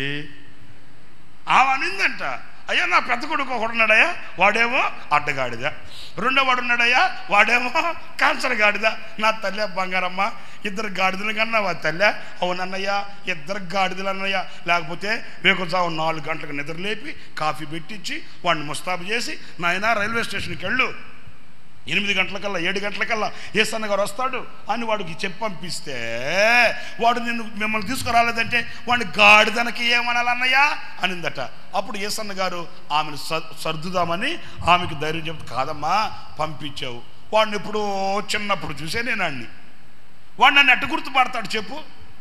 ఎప్పుడో చిన్నప్పుడు చూసాను వాడిని, నేను వాడికి పరిచయం లేకపోతుంది, వాడు ఎట్లా గుర్తుపడతాడమ్మా నన్ను అంటే ఆమె అనిందంట, అన్నయ్య అట్లా జరుగుతుందనే వాడికి గుర్తులన్నీ చెప్పి పంపించాను కదా అన్నయ్య అనిందంట. ఏం గుర్తులు చెప్పావమ్మా? అదే యేసన్న గారికి ముక్కు పొడుగ్గా ఉంటుంది, బ్యాగ్ ఒకటి తగిలించుకొని ఉంటాడు, నిమ్మలంగా నడుస్తాడు అని. ఆహా, యేసన్న గారు అనుకున్నాడంట, ఈ ముక్కు పొడుగు ఒకటి దొరికిందా నీకు తల్లి నీకు చెప్పడానికి అని. మీకు ఒక మాట చెప్పనా, ఇక ఆ అమ్మతో మాట్లాడుతున్నంతలో అర్ధగంట 30 గంటలో వాడు రానే వచ్చాడట. రావడం వాడు వాకిట్లో నుంచి, మమ్మీ యేసన్న గారు రాలా అన్నాడట. యేసన్న గారు లోపల అన్నాడట, నేను రాలేదంట వెంటనే, తిక్కలోడా ఇక్కడే ఉన్నాను రా అట్లా అని. ఇక వాళ్ళ అమ్మ అడిగిందంట, కాదురా నీకు ఎన్ని చెప్పాను రా, నువ్వేంట్రా ఇట్లాగా చేస్తావు అని ఆమె కంగారు పడుతుంటే, అప్పుడు వాడు అన్నాడట, నువ్వేం చెప్పా, ముక్కు పొడుగ్గా ఉంటుంది అన్నావు, ముక్కు పొడుగున్న వాళ్ళు అన్నీ ఎతికితే ఒక్కడు కనిపించలేదు అన్నాడట. అంటే ఆమెకి అన్నను గురించిన ఆనవాళ్ళు అవే కనిపించాయి. అవి చెప్పినా కూడా ఆడికి గుర్తుపట్టే అంత షార్ప్ మైండ్ కాదు. అంటే వాడికి కలిగిన అనుభవాలలో వాడు గుర్తుపట్టాలని ఎంత వెతికినా గుర్తుపట్టలేకపోయాడు. ప్రియులారా, నేను ఒక మాట చెప్తాను, యేసన్న గారినే గుర్తుపట్టలేకపోయాడే, మరి అబ్రహాము 3 వ్యక్తులు పరలోకంలో నుంచి దిగి వచ్చిన వాళ్ళు ఆ దారిని వెళుతున్నాడట. వెంటనే వాళ్ళను చూడగానే, ఇదిగో నేను ఆరాధించే పరిశుద్ధుడైన దేవుడు నా ఎద్దుకు వస్తున్నాడు. చప్పట్లు కొట్టి ప్రభుని కనపరుద్దాం. నేను ఆరాధించే దేవుడు నన్ను దీవించడానికి వస్తున్నాడు, నేను ఆరాధించే దేవుడు నన్ను ఆశీర్వదించడానికి వస్తున్నాడు, నేను ఆరాధించే దేవుడు నా గుడారాలు వెతుక్కుంటూ వస్తున్నాడు, నా పరిచర్య పొందడానికి వస్తున్నాడు. అలాగే గుర్తుపట్టేశాడు. పిల్లరా, నేను ఒక మాట చెప్తాను, అసలు దేవునిగా గుర్తించడమే ఒక ఆధ్యాత్మికమైన ఉన్నత స్థానం అండి. నేను ఇంకొక మాట చెప్తాను. నేను విజయవాడలో ఒక ఇంటికి ప్రార్థన చేయడానికి వెళ్తే నేను ఎప్పటికీ మర్చిపోలేనండి. ఆయన పెద్ద ఆఫీసర్ కాదని ఎవరు చెప్పాడు ఏంటి, ఆఫీసరే. అయితే వాళ్ళ ఇంట్లో ఆ రాజకీయ నాయకులందరి ఫోటోలు తగిలించి పెట్టున్నారండి అక్కడ. ఏది మన తాతగారు, ఏ తాత నోళ్ళు తెరిచి మాట్లాడరేంటండి, గాంధీ తాత అక్కడ ఫోటో, మళ్ళీ ఆ ప్రక్కన నెహ్రూ గారిది, అటువైపు ఆయన ఎవరు సుభాష్ చంద్రబోస్ గారంట ఆయనది, ఇంకా మన రాజశేఖర్ రెడ్డి గారిది, ఇంకా చాలామంది రాజకీయ నాయకుల ఫోటోలు ఉన్నాయి అక్కడ. కానీ బాధాకరమైన విషయం ఏంటంటే వాళ్ళందరి ఫోటోల మధ్య యేసుప్రభు ఫోటో కూడా ఉందండి. నిజం. అది ఎలాగా? యేసుప్రభు హృదయంలో ఒక వెలుగుతున్నట్లు, ఆయన చేయి చాపి ఆశీర్వదిస్తున్నట్లు ఒక ఫోటో పెట్టున్నారు. నేను అడిగాను, బ్రదర్ ఏంటి ఆ ఫోటోలో ఈ ఫోటో కలిపారంటే ఆయన అంటాడు, బ్రదర్ నాకు అందరూ ఒకటే బ్రదర్ అన్నాడు. నీ ముఖం కూడా అట్లాగే ఉందిరా బ్రదరు అనుకున్నాను. ఎందుకంటే ఏమండి మనిషి దేవుడు అవుతాడా? చెప్పండి, మీరు చెప్పండి. మానవత్వం కలిగిన మనిషి, ఈ లోకంలో బ్రతుకుతున్న ఒక మనిషి ఎంతటి వాడైనా మనిషే, రక్తమాంసములు కలిగిన వాడు. నా ప్రియమైన దేవుని బిడ్డలారా, ఈ మనిషి దేవుడు ఎలాగవుతాడు? ఈ మనిషి దేవునికి సమం ఎలా అవుతాడు? ఈ మనిషి దేవునికి ఎలా సరిపోటీ అవుతాడు? కాడు. అంటే దేవునిగా గుర్తించలేని గుడ్డితనం. ప్రియులారా, ఈరోజున అనేకులకి కలిగిన గుడ్డితనం ఏంటంటే దేవునిని దేవునిగా గుర్తించలేకపోవడం, సజీవుడైన దేవునిగా ఆరాధించలేకపోవడం, పవిత్రుడైన దేవునిని, ఆ పవిత్రత కలిగిన, ఆ సర్వశక్తి కలిగిన దేవునిని పవిత్రుడైన దేవుడు అని గుర్తించలేని మందమతి అయిన మనస్సు ఈరోజున మనిషికి కలిగి, మనిషి ఈరోజున మతం అనే ముసుగులో కొట్టకపోతున్నాడు. ఆ పవిత్రుడైన దేవుని సుబోధల్ని కట్టిబెట్టి మూటగట్టి పక్కన నెట్టేస్తున్నాడు. ప్రియా దేవుని బిడ్డలారా, ఆలకించండి. ఈ మాటలు పవిత్రుడు అయిన దేవుని మాటలు అన్నప్పుడు మనిషి శిరస్సు వంచుతాడు. ఇవి దైవ సంబంధమైన, ఇవి పవిత్రమైన బోధలు అన్నప్పుడు మనస్కరించగలుగుతాడు. అంటే మనస్కరించలేకపోతున్నాడు అంటే అర్థం ఏంటంటే ఇవి దేవుని మాటలు అని విశ్వసించలేక, ఇవి దేవుని ఉపదేశం అని విశ్వసించలేక. ప్రియ దేవుని బిడ్డలారా, వీటిల్ని, ఈ పవిత్రమైన బోధల్ని, ఈ పవిత్రమైన మాటల్ని ఏదో కుల ప్రచారాలు, మత బోధలు అనుకుంటున్నాడే కానీ, ఇదిగో క్రైస్తవులు మత మార్పులు చేస్తున్నారు అనుకుంటున్నారే కానీ, ఇదిగో క్రైస్తవులు మా మతంలో నుంచి ఆ మతంలోకి తీసుకెళ్ళిపోతున్నారు అనుకుంటున్నారే కానీ, ప్రియ సహోదరులారా, ఈ క్రైస్తవులు ఆరాధించే దేవుడు సజీవుడైన దేవుడు. క్రైస్తవులు ఆరాధించే దేవుడు స్వస్థపరిచే దేవుడు. క్రైస్తవులు ఆరాధించే దేవుడు జగన్నాటక సూత్రధారి. ఈ జగతికి ఆయనే మూలకారకుడు అని దేవునిని దేవునిగా గుర్తించలేకపోతున్నారు. అది ఇదేమనంటే క్రైస్తవుల మీద దాడి చేస్తున్నారు. మీరు కంగారు పడకండి. దైవజనులు ఇందాక ప్రార్థన చేయించారు కదా, క్రైస్తవుల మీద దాడి జరుగుతుందని, క్రైస్తవులకి హాని కలుగుతుందని. మీరు ఎవరు కంగారు పడాల్సిన అవసరం లేదు. ఎందుకంటే అది కొత్తగా ఈరోజు జరిగిందేమీ కాదు, కొత్తగా ఈ రోజున స్టార్ట్ అయిందేమీ కాదు. నన్ను అడిగితే ఒక మాటలో నాకు తెలిసిన చరిత్రలో నేను చెప్పాలంటే, ఇప్పుడు జరిగే ఈ యొక్క హింసలు ముందు జరిగిన వాటికంటే ఎన్నదగినవేమీ కానే కాదు. కాకపోతే అప్పట్లో ఇంత మీడియా లేదు. మీకు అర్థమవుతుందా నేను చెప్పే మాట? ఇంత ప్రచారాలు అప్పుడు లేవు గనుక అందరికీ తెలిసేవి. ఏ బాబు, ఏంటి మీరు ఎక్కడ చూస్తున్నారా నాయన? అందరికీ తెలిసేవి కావు, జరిగేవి ఇప్పటికంటే అప్పుడు ఇంకా ఘనంగా జరిగాయి, అప్పుడు ఇంకా ఉధృతంగా జరిగాయి. అది ఎంత జరిగినా క్రైస్తవ్యం ప్రబలిపోయిందే కానీ, క్రైస్తవ్యం పిక్కు పెరిగిపోయిందే కానీ, క్రైస్తవ్యం గోడలు ఎక్కి అవధులు దాటి ప్రకాశించిందే కానీ, క్రైస్తవుని ఆపగలిగిన శక్తి ఈ లోకములో ఎవరికి లేదు. క్రైస్తవునికి విరోధముగా రూపించబడిన ఏ ఆయుధము వర్ధిల్లదని వాక్యము సెలవిస్తూ ఉండగా, ఆ వాక్యానికి ఎదురుగా నిలబడే శక్తి ఏ శక్తికి లేనే లేదు. నా ప్రియ దేవుని బిడ్డలారా, క్రైస్తవునికి విరోధముగా లేచిన ఏ ఆయుధమైన దాని కుంగిటేళ్లతో కూడా కదిపే రోజులు వస్తున్నాయి. క్రైస్తవునికి విరోధముగా లేచిన ఏ ఆయుధమైనా అది పటాపంచలై కుప్పకూలిపోయే రోజులు దగ్గరలోనే ఉన్నాయి. ఎంతో కాలం లేనే లేదు. మీరు కంగారు పడాల్సిన అవసరం లేదు. ఏమో అక్కడ ఒకరిని కొట్టేశారంటే అనుకోవద్దు. ఒకరిని కొట్టిన సంగతి నీకు తెలుసు. అసలు గతంలో ఎన్నో జరిగినాయి, అవి మనకు తెలియదు. ఇప్పుడేమో మీడియా బాగా పెరిగిపోయింది. సోషల్ మీడియా పరుగులు తీస్తుంది, ఎక్కడికి వెళుతుందో మనకు అర్థం కావట్లే. అందుచేత ఈ దుర్వార్తలన్నీ ఒకవేళ మీకు కఠినంగా ఉండొచ్చు. అయితే ఒకటి నా ప్రియ సహోదరులారా, ఎందుకు ఇలా జరుగుతున్నాయి అనంటే, దేవునిని దేవునిగా చెప్పండి గుర్తించే మనసు లేక, దేవునిని దేవునిగా చూచే దృష్టి లేక, దేవునిని దేవునిగా అంగీకరించే మనస్సు లేక, అక్కడే అనేకమైన ఆశీర్వాదాలు పోగొట్టుకుంటున్నారండి. అర్థమవుతుందా? అక్కడే దివ్యమైన దీవెనలెన్నో జారవిడుచుకుంటున్నారండి. రాజకీయ నాయకులతో యేసు ప్రభు ఫోటో పెడితే ఇక వాళ్ళ ఆధ్యాత్మికమైన స్టేటస్ ఎలా ఉందో ఒకసారి చూడండి. అయితే అబ్రహాం అలా కాదండి. ఎప్పుడైతే ఆయనను చూచాడో వెంటనే ఆయన నా దేవుడు, ఆయనను నేను దాటి వెళ్ళనివ్వకూడదు అని పరిగెత్తుకొని వెళ్ళి ఆయన్ని ఏం చేశాడో తెలుసండి ప్రియులరా? ఆయనను వేడుకొన్నాడట. అయ్యా, నీ దాసుని నీవు దాటి వెళ్ళవద్దు అని వేడుకొన్నాడట. ప్రియులారా గమనించండి, ఆ దాసుని వెళ్ళవద్దు అని వేడుకొని ఏం చేశాడు? ఆయనను ఇంటికి ఆహ్వానించుకున్నాడు. వినండి జాగ్రత్తగా. ఆ అబ్రహాము దేవునిని వేడుకుంటున్నాడు. ఎందుకు వేడుకోవాలి? అబ్రహాముకు తెలుసు. ఎందుకంటే అక్కడే వ్రాయబడి ఉంది, అయ్యా ఇందు నిమిత్తమే కదా నీవు దిగివచ్చి ఉన్నావు అంటే. ఆయన ఎందుకు దిగి వచ్చిందో అబ్రహాముకు తెలుసు. తెలిసినప్పుడు వేడుకొనవలసిన అవసరం ఏముంది?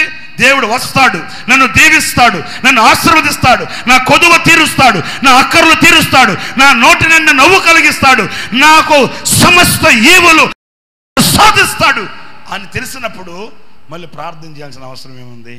కానీ అబ్రహాం వేడుకుంటున్నాడు ఏమని? నన్ను దీవించడానికి దిగి వచ్చిన దేవా, నన్ను దాటిపోకు, నన్ను దాటిపోకు, నన్ను దాటిపోకు. ఎందుకంటే ఈ కాలం ఏ కాలం అంటే ఆయన నిన్ను దర్శించిన కాలం. స్తోత్రం కలుగునుగాక. హల్లెలూయా. నా ప్రియమైన దేవుని బిడ్డలారా, ఆశీర్వాదాల కొరకు నువ్వు వేచి ఉన్న కాలం ఇది.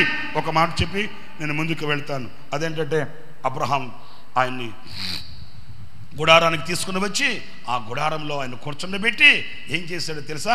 వెంటనే శారమ్మని పిలిచాడు. ఓ శారమ్మా, ఓ శారమ్మా అంటే ఆమె వచ్చింది.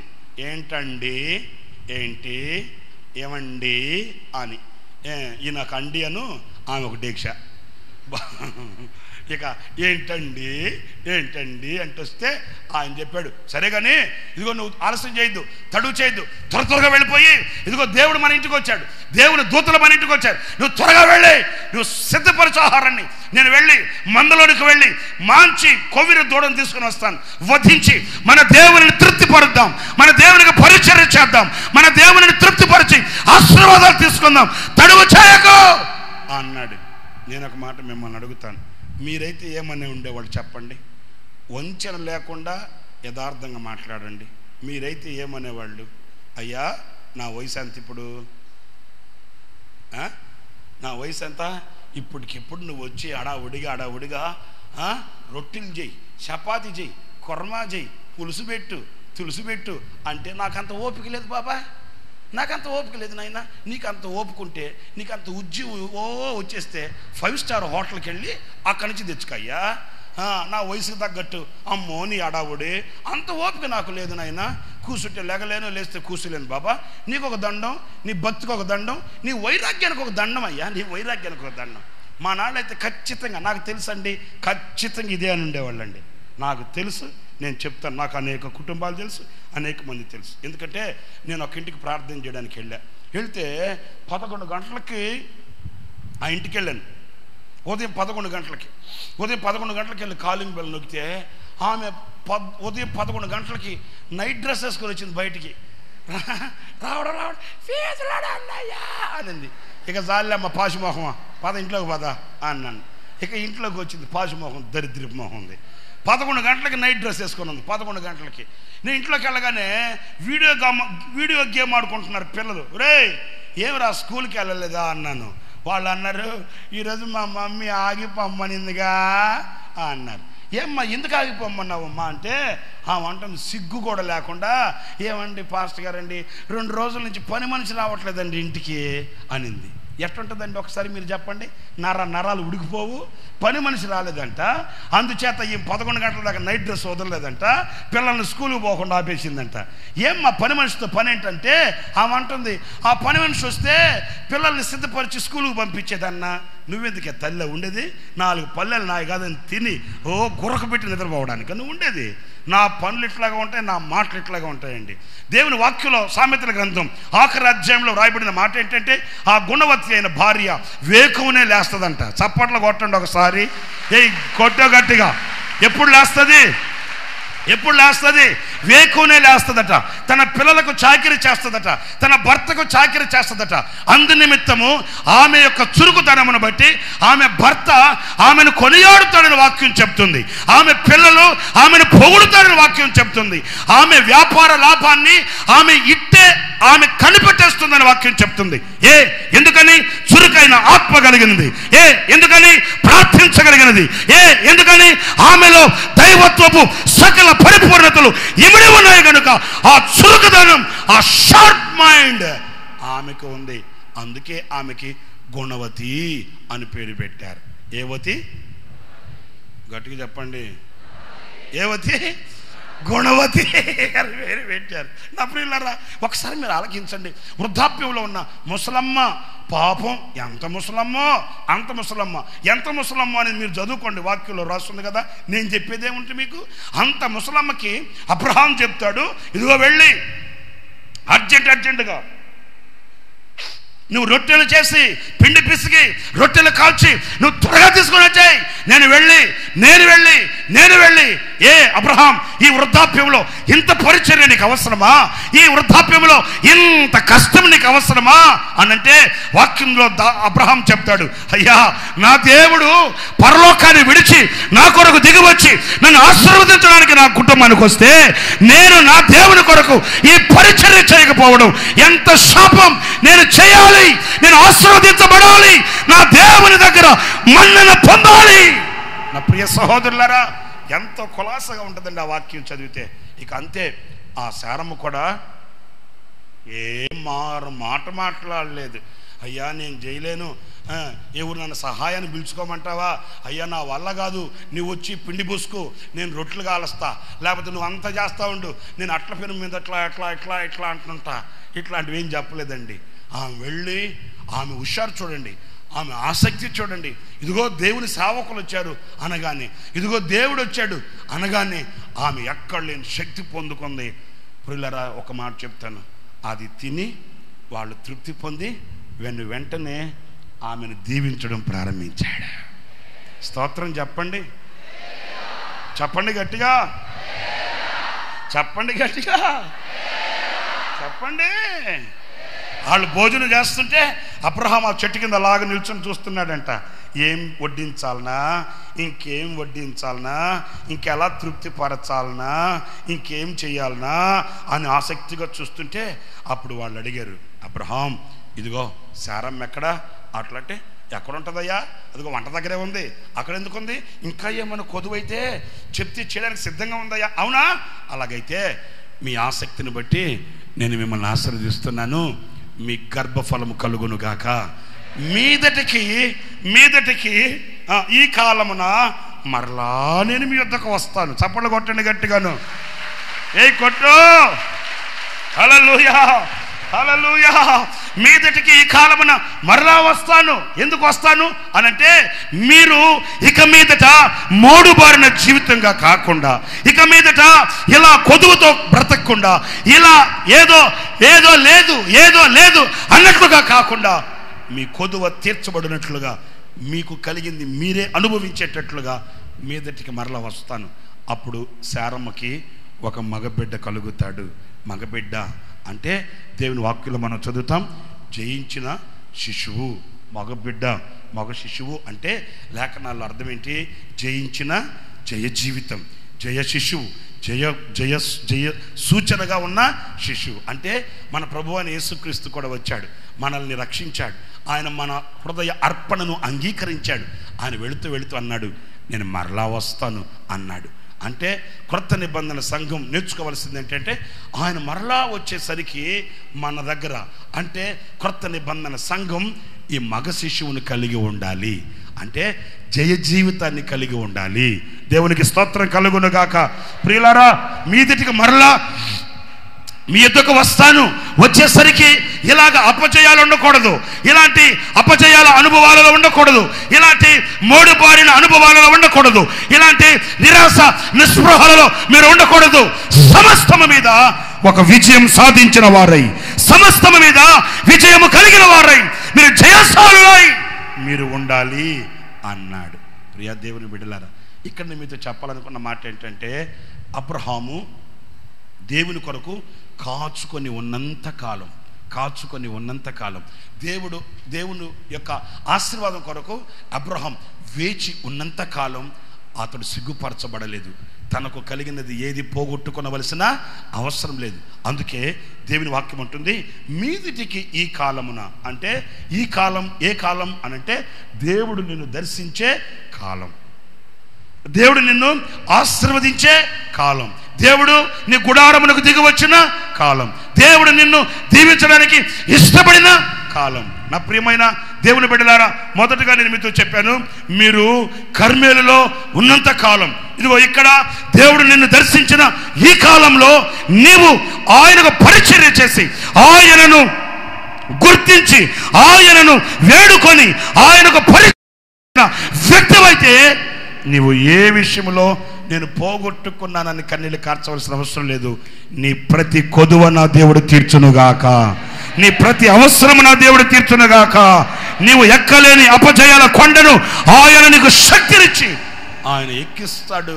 అంతేకాదు, ఏ విషయంలో అబ్రహాం అలసట చెంది ఉన్నాడో ఆ విషయంలో దేవుడు ఒక గొప్ప ఘన విజయాన్ని ఇచ్చాడు. ఆకాశ నక్షత్రాల వలె, సముద్ర తీరమునందలి ఇసుక రేణువుల వలె దేవుడు ఆశీర్వదించాడు. ఆ దేవుడే ఈనాటికి సజీవుడే ఉన్న దేవుడు. ఈనాటికి నిన్ను పలకరించి, నిన్ను దీవించి, నిన్ను ఆశీర్వదించి, నీవు పోగొట్టుకొనవలసిన వాటిని పోగొట్టుకొనక నువ్వు పొందుకునేటట్లుగా, నువ్వు కాపాడుకునేటట్లుగా నిన్ను ఆశీర్వదించి దీవించడానికి దిగవచ్చాడు. అయితే ఈ రాత్రి నీవు నేర్చుకోవలసింది, ఆయనను ఆయనగా గుర్తించాలి, ఆయనను వేడుకోవాలి, ఆయనకు పరిచర్య నేర్చుకోవాలి. ఈ 3 మాటలు ఆదికాండం 18వ అధ్యాయం 2వ వాక్యం, 3వ వాక్యం, 7వ వాక్యంలో ఉంటాయి. ఆయనను గుర్తించాడట, ఆయనను వేడుకున్నాడట, ఆయనకు పరిచర్య చేశాడట. ప్రియ దేవుని బిడ్డలారా, ఈ అనుభవాలు నీకు ఉన్నంత కాలం, ఏ అనుభవాలు? ఆయనను గుర్తించే అనుభవం, ఆయనను వేడుకునే అనుభవం, ఆయనకు పరిచర్య చేసే అనుభవం ఉన్నంత కాలం నీ దేవుడు నిన్ను దాటిపోడు. చప్పట్లు కొట్టండి గట్టిగా, ఏ కొట్టు, హల్లెలూయా. మరొక మాట కూడా నేను జ్ఞాపకం చేసి ముగించేస్తాను, ఆ తర్వాత మనం ప్రార్థన చేసుకుందాం. అదేంటంటే కీర్తనల గ్రంథం 41వ కీర్తన 13వ చరణం. ఇశ్రాయేలు దేవుడైన యెహోవా, వినండి, శాశ్వత కాలము నుండి శాశ్వత కాలము వరకు స్తుతింపబడునుగాక. ఆమేన్ చెప్పండి అందరూ గట్టిగా. ఏ కాలం నుండి ఏ కాలం వరకు? Very good. శాశ్వత కాలం నుండి శాశ్వత కాలం వరకు అంటే అర్థం ఏంటి? అంటే నిత్యము స్తుతింపబడునుగాక. అంటే ప్రియ దేవుని బిడ్డలారా వినండి, ఇక్కడ మన దేవుడైన యెహోవాను మనం శాశ్వత కాలం నుండి శాశ్వత కాలం వరకు మనం స్తుతించాలట. అంటే నా ప్రియ దేవుని బిడ్డలారా, ఆయనను స్తుతించినంత కాలం మనము ఏమీ పోగొట్టుకొనవలసిన అవసరం ఏమీ లేదండి. అర్థమవుతుందా? మనం ఆయన స్తుతించినంత కాలం మనం ఏమీ పోగొట్టుకొనవలసిన అవసరం లేదు. ఒక్క ప్రశ్న, ఈరోజు నువ్వు ఏదో పోగొట్టుకున్నావంటే నీవు ఆయనను స్తుతించిన వాడవు కాదు, అంతే. ప్రియులారా గమనించండి, ఈ రోజున ఎన్నో పోగొట్టుకున్నాం. ఆస్తులే కానివ్వండి, ఆత్మీయతే కానివ్వండి, ఆరోగ్యమే కానివ్వండి, అభిషేకమే కానివ్వండి, సంతోషమే కానివ్వండి, సమైక్యతే కానివ్వండి, ఎన్నో విధాలుగా అవి ఇవి ఎన్నో పోగొట్టుకున్నాను అనే దుఃఖం మన హృదయంలో ఉంది.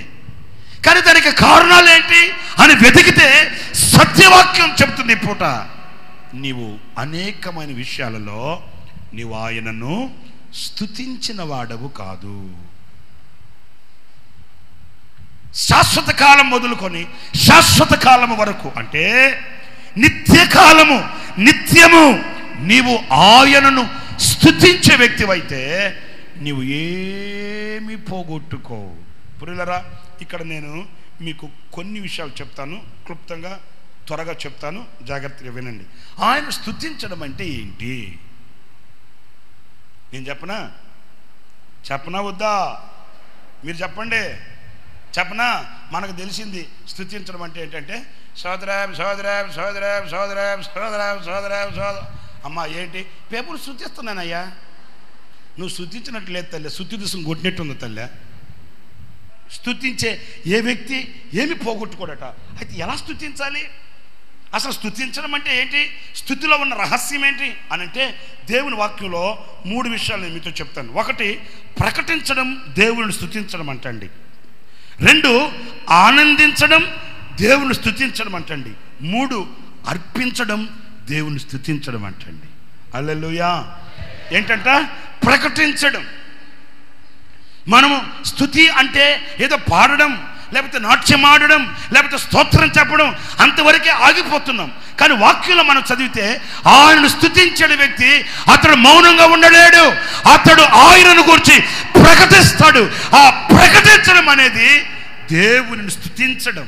ప్రియా దేవుని బిడ్డలారా, ఇక్కడ కూడి ఉన్న మీలో ఏ ఒక్కరు కూడా ఆయనను స్తుతించని వాళ్ళుగా ఉండకూడదు. చప్పట కొట్టండి గట్టిగాను, చెప్పాలి గట్టిగా హల్లెలూయా, హల్లెలూయా, హల్లెలూయా.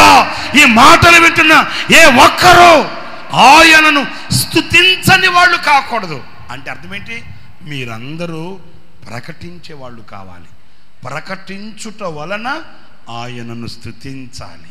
స్తుతించడం అంటే మనం ఒక చోట కూర్చొని ఎవరికి తెలియకుండా, ఎవరికి వినబడకుండా స్తుతించడం కాదు. నీవు సర్వ సమాజంలో నిలబడి ఆయన గొప్ప కార్యములను ప్రకటించడం. కీర్తనల్లో మీరు ఇంటికి వెళ్ళిన తర్వాత చదువుకోండి, ఏమని రాయబడి ఉందంటే, నేను ఆయనను స్తుతించదను, ఆయన గొప్ప కార్యములను వివరించదను అన్నాడు. అంటే అర్థం ఏంటి? సమాజం ఎదుట నిన్ను గూర్చి నేను కీర్తిస్తాను, నిన్ను గూర్చి ప్రకటిస్తాను అన్నాడు. ఎందుకయ్యా అంటే కీర్తించడం, ఆయనను ప్రకటించడం, నేను ఆయనను స్తుతించడం. ప్రియా దేవుని బిడ్డలారా, మన ఒక్కొక్కరి జీవితాల్లో ఎన్నో అద్భుతాలు చేశాడు. ఒకటేంటి? ఈ మైక్ మీ చేతికి ఇవ్వాలనే కానీ కూర్చున్న పాస్టర్లైన మాకు మైకం వచ్చేస్తుంది ఇక. ఎందుకంటే మీ దగ్గర అంత చరిత్ర ఉంది, అన్ని మేలులు పొందిన వాళ్ళు ఉన్నారు, అన్ని ఘనకార్యాలు చవి చూచిన వాళ్ళు ఉన్నారు. ఇవన్నీ ఆయన చేసిన ఉపకారాలే, ఆయన చేసిన మేలులే, ఆయన చేసిన ఘనకార్యాలే, ఆయన చేసిన ఉన్నతమైన క్రియలే. ఈ క్రియలను బట్టి నీవు ఒంటరిగా ఆయన స్తుతించడం కాదు, ఆయన చేసిన కార్యములను మహాసమాజము ఎదుట ప్రకటించాలట. కొట్టు చప్పటిగా గట్టిగా ఆమేన్. చూడండి, ఒక రోజున కొందరు కుష్ఠరోగులు, జాగ్రత్తగా వినండి, క్లుప్తంగా ఒక మాట చెప్తా. కొందరు కుష్ఠరోగులు ఆకలితో చచ్చిపోతున్నారు. ఈ సిరియా వాళ్ళేమో దండెత్తి ఈ ప్రజలను నలిపేస్తున్నారు. ఏం చేయాలి అర్థం కాక ఈ కుష్ఠరోగులంతా ఒక మాటలు అనుకున్నారు, ఉరేవా ఎక్కడున్నా చచ్చేదే, ఇదిగో ఆ దండు దగ్గరికి వెళ్ళి వాళ్ళ దగ్గరికి వెళ్ళి వాళ్ళని బతిమాలుకుందాం. తాగడానికి నీళ్లు లేవు, తినడానికి రొట్టె లేదు, ఈ శత్రువుల చేతులు నలిగిపోతున్నాం, ఎందుకు వచ్చిన గొడవ? ఎక్కడున్నా కూడా చచ్చిపోయేది కదా, మనం వెళ్ళి అక్కడికి వెళ్ళి వాళ్ళని అడిగి ఏదైనా ఆహారం పెడితే తిందాం అనుకొని ఈ కుష్ఠరోగులందరికీ ఒక రివైవల్ వచ్చింది, ఒక ఉద్యమం వచ్చింది. ఇక అందరు లేచి వెళ్ళారు. అయితే దేవుని వాక్యంలో మనం చదివితే వీళ్ళు వెళ్ళేసరికి ఆ సిరియా దండు దగ్గర, కాపర్ల దుర్గం దగ్గర ఎవరు లేరండి. ఇదేంటి, శత్రువులు మన చుట్టూ ఉన్నారు అనుకున్నాము, మరి ఇక్కడ ఎవరు లేరేంటి అని దగ్గరికి వెళ్తే ఆ సైనికుల గుడారాల్లో ఏ ఒక్కడు లేడండి. అక్కడ మాత్రం సమృద్ధి అయిన ఆహారం ఉంది, సమృద్ధి అయిన యవలలు ఉన్నాయి, రొట్టెలు ఉన్నాయి, ఇంకా వగైరా. అప్పుడు వీళ్ళు ఏం చేశారంటే, అయ్యో మనం ఏదో ఆహారం అంత తిని చచ్చిపోవాలని ఇక్కడికి వచ్చాం, ఇక్కడేమో సమృద్ధి అయిన ఆహారం ఉంది అని వాళ్ళు కడుపారా తిన్నారండి, కడుపారా త్రాగారండి. ఇక వాళ్ళకి ఆకలి తీరిపోయింది. ఇక అంతలో వాళ్ళలో ఉంటారు కదండి, ఎవడో ఒకడు ఉంటాడు కదా, ఒరే ఈరోజు తిన్నాం, రేపటి సంగతి ఏంటి, దాచుకుందామా అని దాచుకున్నాడు. మరి ఒకడు అన్నాడు, రే దొరికినప్పుడే మనం సంపాదించుకోవాలరా అని ఒకడు అన్నాడు. ఇంకొకడు అన్నాడు, రే ఇది దేవుడు మనకిచ్చిన స్వాస్థ్యం రా, మన స్టార్ తిరిగిందిరా అని కూడా అన్నాడు. ఇంతలో ఒకడు లేచాడు, ఒకడు లేచి అన్నాడు, ఒరే ఒరే దేవుడు మన ఆకలి తీర్చాడురా, దేవుడు మన కన్నీళ్ళు తుడిచాడురా, దేవుడు మన బ్రతుకులకి అరుణోదయపు వెలుగును చూపించాడురా. కానీ ఇదే ఆకలితో ఎంతమంది ప్రజలు ఉన్నారు, ఇదే కన్నీళ్లలో ఎంతమంది ప్రజలు ఉన్నారు, ఇదే వ్యాధి వ్యధలలో ఎంతమంది నలిగిపోతున్నారు. ఈ సమాచారాన్ని మన దగ్గరే దాచుకుంటే, ఈ సమృద్ధిని మన దగ్గరే పెట్టేసుకుంటే, ఈ శుభవర్తమానాన్ని మనమే గుప్పుడు చప్పుడు లేకుండా తొక్కిపడేస్తే మనం ప్రభువును స్తుతించిన వాళ్ళం ఎట్లా అవుతాంరా? ఆయన చేసిన మేలులకు కృతజ్ఞత కలిగిన వారు ఎట్లా అవుతాంరా? మరి ఏం చేద్దాంరా అంటే వాళ్ళలో ఒకడు అన్నాడు, కాదు ఇది మనం చేసే పని మంచిది కాదు, ఇప్పుడు మనం ఏం చేయాలంటే ఈ శుభ సమాచారాన్ని మనం తీసుకెళ్ళి పట్టణములో ప్రకటించాలి. కొట్టు ఆమెను కాదు, గట్టిగా చప్పట్లు కొట్టు. హల్లెలూయా. ఈ శుభ సమాచారం, ఈ ఆశీర్వాదం, ఈ దీవెన, ఈ సమృద్ధి, ఆయన చేసిన ఇన్ని ఘనకార్యాల్ని పట్టణంలోనికి వెళ్ళి ప్రతి పట్టణంలో, ప్రతి గ్రామంలో, ప్రతి వీధుల్లో మనం ప్రకటన చేయాలి. రాజుకు తీసుకుని వెళ్ళాలరా ఈ సమాచారం అన్నారు. ప్రియులారా, మీరు చూడండి, ఆ సమాచారం పట్టణంలోకి వెళ్ళింది, ఈ సమాచారం ప్రజల మధ్యకు వెళ్ళింది, ఈ సమాచారం రాజు దగ్గరికి వెళ్ళింది. ఏ కుష్ఠరోగులకి ఆకలి తీర్చాడు దేవుడు, అదే దేవుడు వీళ్ళ ద్వారా పట్టణ ప్రజలందరి ఆకలి తీర్చబడిపోయింది. Praise the Lord, praise the lord.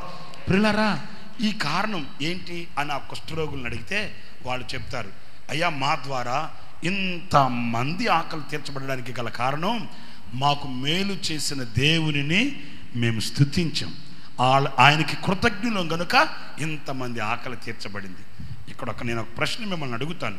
అదేంటంటే, మీలో అనేకులు ఎన్నో మేలులు పొందిన వాళ్ళు, ఈ హోసన్నా మినిస్ట్రీస్ స్థాపించబడిన నాటి నుండి ఈ నాటి వరకు కొనసాగుతున్న వాళ్ళు, మీ ద్వారా ఎంతమంది సంఘంలో చేర్చబడ్డారు, ఎన్ని ఆత్మలు నీ వలన రక్షించబడ్డాయి, ఎంతమందిని సంఘంలో చేర్చగలిగిన విశ్వాసివయ్యావు అనే ప్రశ్నకి ఈరోజు నీ సమాధానం ఏంటి చెప్పండి? ఒక మాట చెప్పండి. దేవుడు నీ ఆకలి తీర్చాడే, దేవుడు నీ కన్నీళ్లు తుడిచాడే, నీకు ఉన్నతమైన సహవాసం ఇచ్చాడే, నీకు సమృద్ధిని అనుగ్రహించాడే, నీవు దేవుని స్తుతించే వ్యక్తివైతే, ఎలా కృతజ్ఞతతో స్తుతించే వ్యక్తివైతే, ఆ కృతజ్ఞత స్తుతి ఎలా ప్రత్యక్షమవుతుంది? నీ వార్త అనేకులకు వెళ్ళాలి, నీ వార్త అనేకులకు చేరాలి, నీకు చేసిన మేలు అనేకులకు ప్రకటించాలి. నా ప్రియా దేవుని బిడ్డలారా, ఒక మాట నేను మీకు చెప్తాను. అదేంటంటే, ఒకవేళ నీకు ఆటంకాలు రావచ్చు ప్రభుని ప్రకటిస్తున్నప్పుడు, ప్రభుని గురించి సాక్షిగా చెప్తున్నప్పుడు. మిమ్మల్ని అడుగుతారు, ఏమంటే ఎందుకు మీరు ఈ కులంలో పుట్టి, మా మతంలో పుట్టి మీరు యేసు ప్రభుని ఎందుకు ఆరాధిస్తున్నారు, యేసు ప్రభుకి ఎందుకు మీరు ప్రకటన చేస్తున్నారు, ఆయన ఎందుకు స్తుతిస్తున్నారు అని మిమ్మల్ని ఎవరైనా అడిగితే నేను చెప్పే మాట మీరు నేర్చుకోండి, నేను చెప్పే మాట వినండి. అదేంటంటే, అయ్యా ఒక హాస్పిటల్కి వెళ్ళాను, ఇలాగే చెప్పండి మీరు, బాబు నేను ఒక హాస్పిటల్కి వెళ్ళాను, హాస్పిటల్కి వెళితే ఆ కొర ప్రాణంతో చివరి స్టేజ్లో ఉన్న నన్ను ఆ డాక్టర్ గారు వెంటనే చేర్చుకొని వెంటనే ఆపరేషన్ చేసి బ్రతికించాడు. మరి బ్రతికించిన ఆ డాక్టర్ల గురించి చెప్పమంటావా? అంతేనా కదా? ఏంటి ఈ చిత్రంగా చూస్తున్నారు? నన్ను ఆపరేషన్ చేసి నాకు ప్రాణం పోసి నాకు మేలు చేసిన ఆ వైద్యుడు, ఆ డాక్టర్ గురించి చెప్పమంటావా? లేకపోతే లోకంలో ఉండే అందరూ డాక్టర్ల గురించి, లేకపోతే లోకంలో ఉండే అందరు కంపౌండర్ల గురించి, వాళ్ళ గురించి చెప్పమంటావా?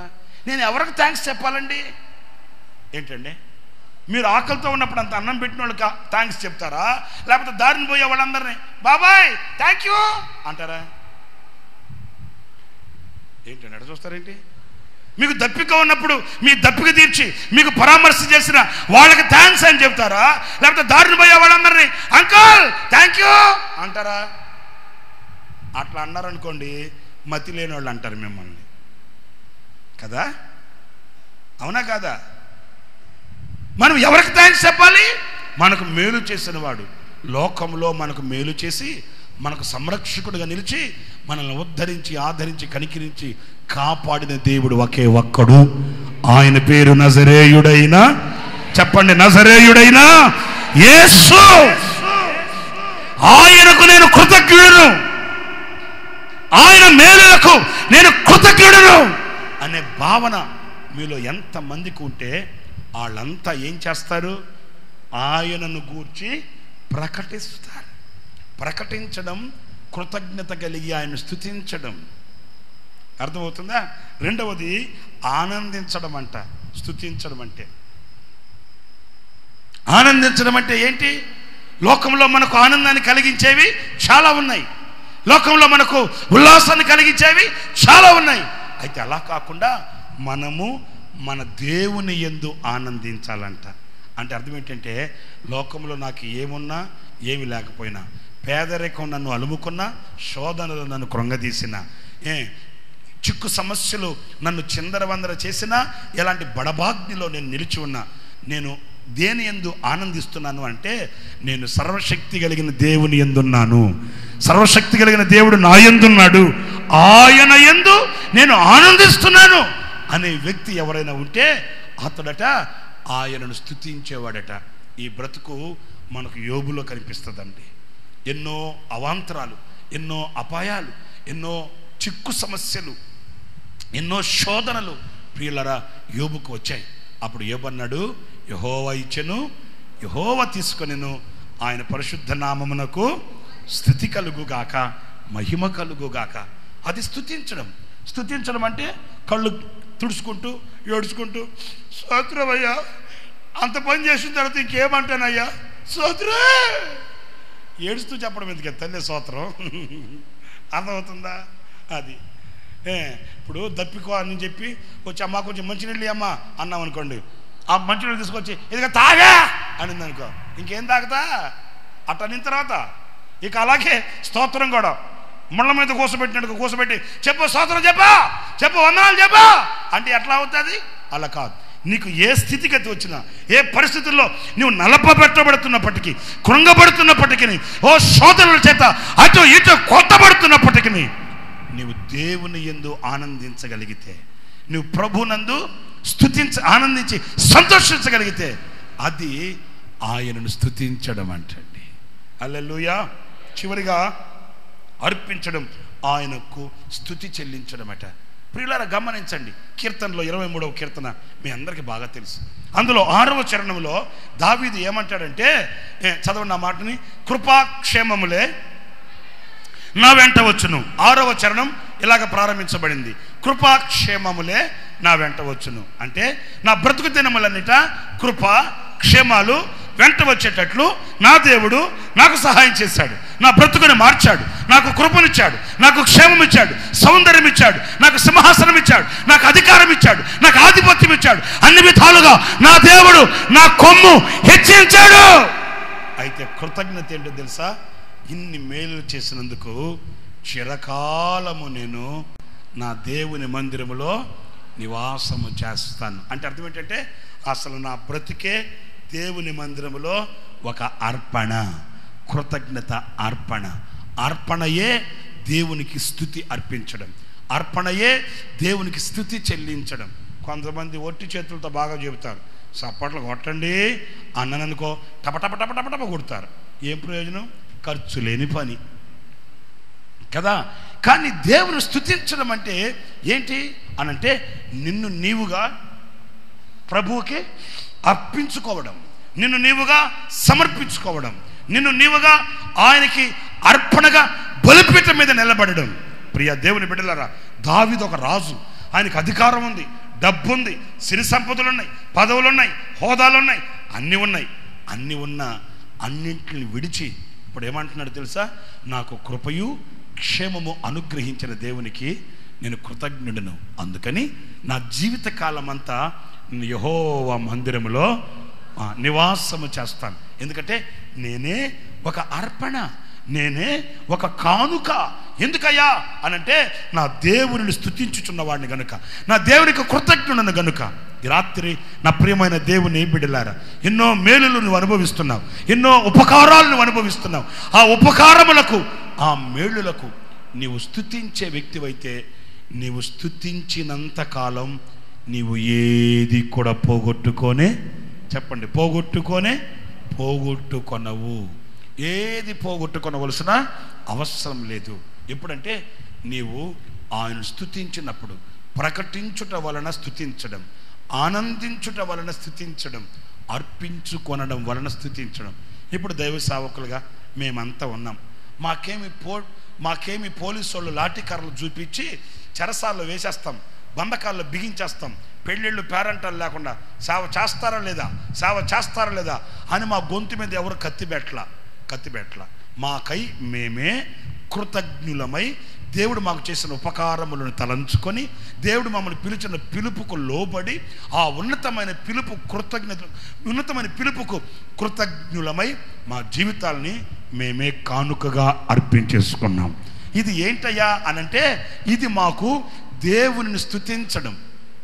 దేవునిని ఆరాధించడం, దేవునిని ఘనపరచడం. మేము స్తుతిస్తున్నాము చూడండి ఓహో అని చెప్పుకోవలసిన అవసరం లేదు. మేము దేవునిని ఘనపరుస్తున్నాము ఓహో అని చెప్పుకోవలసిన అవసరం లేదు. ఎందుకంటే దేవుడు మాకు చేసిన ఉపకారముల కొరకై మా యావత్ జీవితాన్ని, మా శ్రేష్ఠ జీవితాన్ని, మా శ్రేష్ఠ జీవితాన్ని ప్రభు పాద సముఖములో అర్పించుకున్నాం. ఎందుకంటే ఇది ఆయనను స్తుతించడం, ఆయనను ఆరాధించడం. ప్రియా దేవుని బిడ్డలారా, మీ వ్యక్తిగత బ్రతుకుల్లో మీరు ఎంతకాలమైతే ఆయనను స్తుతిస్తారో, శాశ్వత కాలం నుండి శాశ్వత కాలము వరకు యెహోవా నామము స్తుతించబడును గాక. మీరు ఎంతకాలం స్తుతిస్తారు ఆయన్ని?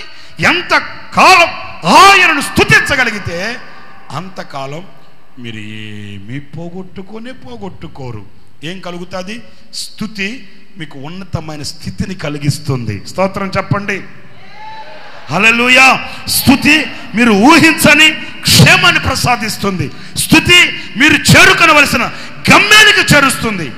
ఏ స్థితిలోనైనా సంతృప్తిగా ప్రభుని నువ్వు స్తుతించగలిగితే అదే నీకు కలిగిన వాటిని కాపాడుతుంది, అదే నీ విశ్వాసాన్ని కాపాడుతుంది, అదే నీ పవిత్రతను కాపాడుతుంది, అదే నీ జీవితంలో ఒక గమ్యాన్ని చూపించి తీరం చేర్పించి నిన్ను సాక్షిగా నిలబెడుతుంది. నా ప్రియులారా, ఈరోజు నీ హృదయపూర్వకమైన స్తుతి నీ ప్రకటనల ద్వారా, నీ యొక్క బోధ ద్వారా, నీ యొక్క సందేశము ద్వారా నువ్వు తెలియపరచాలి.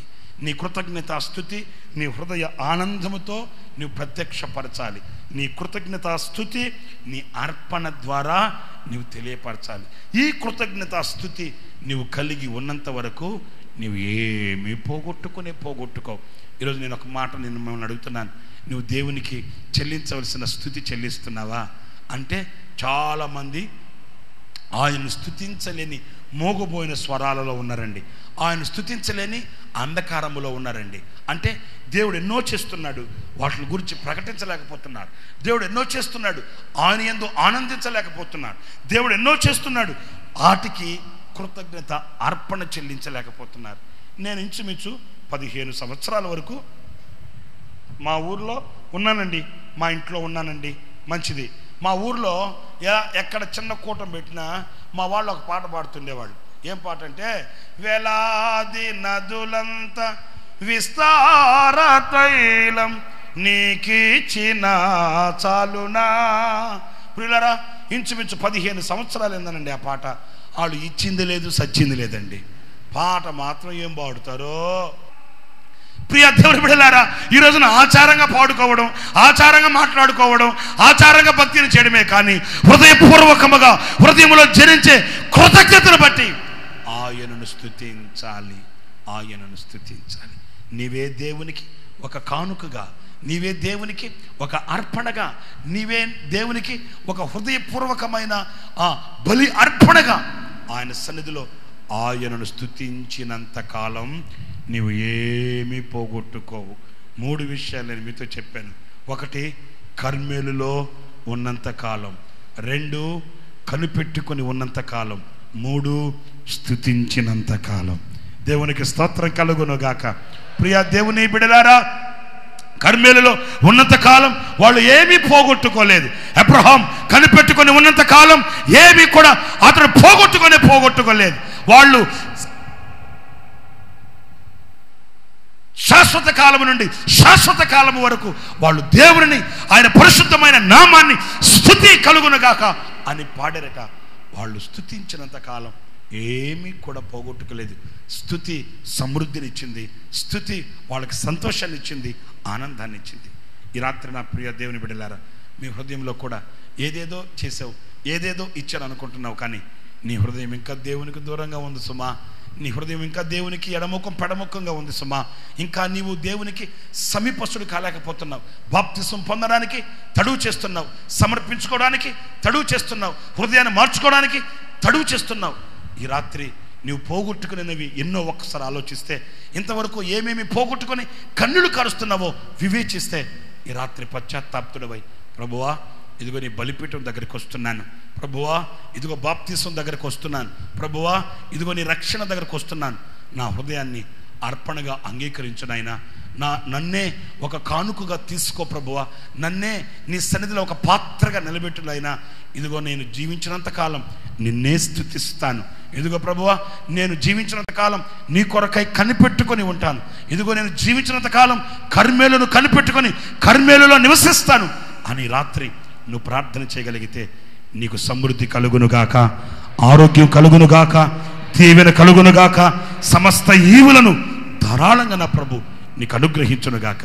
మరి ప్రార్థన చేద్దాం, ప్రభు సన్నిధిలో కన్నీళ్లు కారుద్దాం, మొరపెడుదాం, మన హృదయాల్ని ఆయన సన్నిధిలో నీళ్ల వలె కుమ్మరించుకొని మనమే ఒక కానుకగా ఆయన సముఖంలో నిలిచినట్లుగా మోకరించి ప్రార్థన చేద్దాం. అందరూ మోకరించండి. కర్మేలులో ఉన్నంత కాలం కర్మేలు 3 అనుభవాల్ని మనకు చూపిస్తుంది. 1 ప్రార్థన అనుభవం, 2 దైవ సేవకుల సహవాసం, 3 ఫలభరితమైన అనుభవం. ఈ రాత్రి నా ప్రియ దేవుని బిడ్డలారా, కర్మేలులో ఉన్నావా? కఠినమైన లోకములో ఉన్నావా? కర్మేలులో బ్రతుకుతున్నావా? కసాయవాణి లోకములో కళ్ళు తెరిచి బ్రతుకుతున్నావా? దైవజనుడు ప్రార్థన చేయడానికి మోకాల మధ్యలో తలపెట్టి ఇదిగో కన్నీళ్లు కార్చి ప్రార్థన చేస్తున్నాడు. దైవజనుడు మోకాల మధ్యలో తలపెట్టి ప్రభు సన్నిధిలో మొరపెడుతున్నాడు. ప్రభువా ప్రభువా, ఆ ప్రార్థన ఎలాంటిది? ఆ ప్రార్థన ఆ ఆశించినవి మరలా పొందుకునేంత వరకు వేడని ప్రార్థన. ఈ రాత్రి ప్రియ దేవుని బిడ్డలారా, కర్మేలులో ఉన్నంత కాలం కర్మేలు ప్రార్థన అనుభవం అన్నప్పుడు ఈ రాత్రి ఎంతవరకు నీ ప్రార్థన అనుభవంలో కొనసాగుతున్నావు?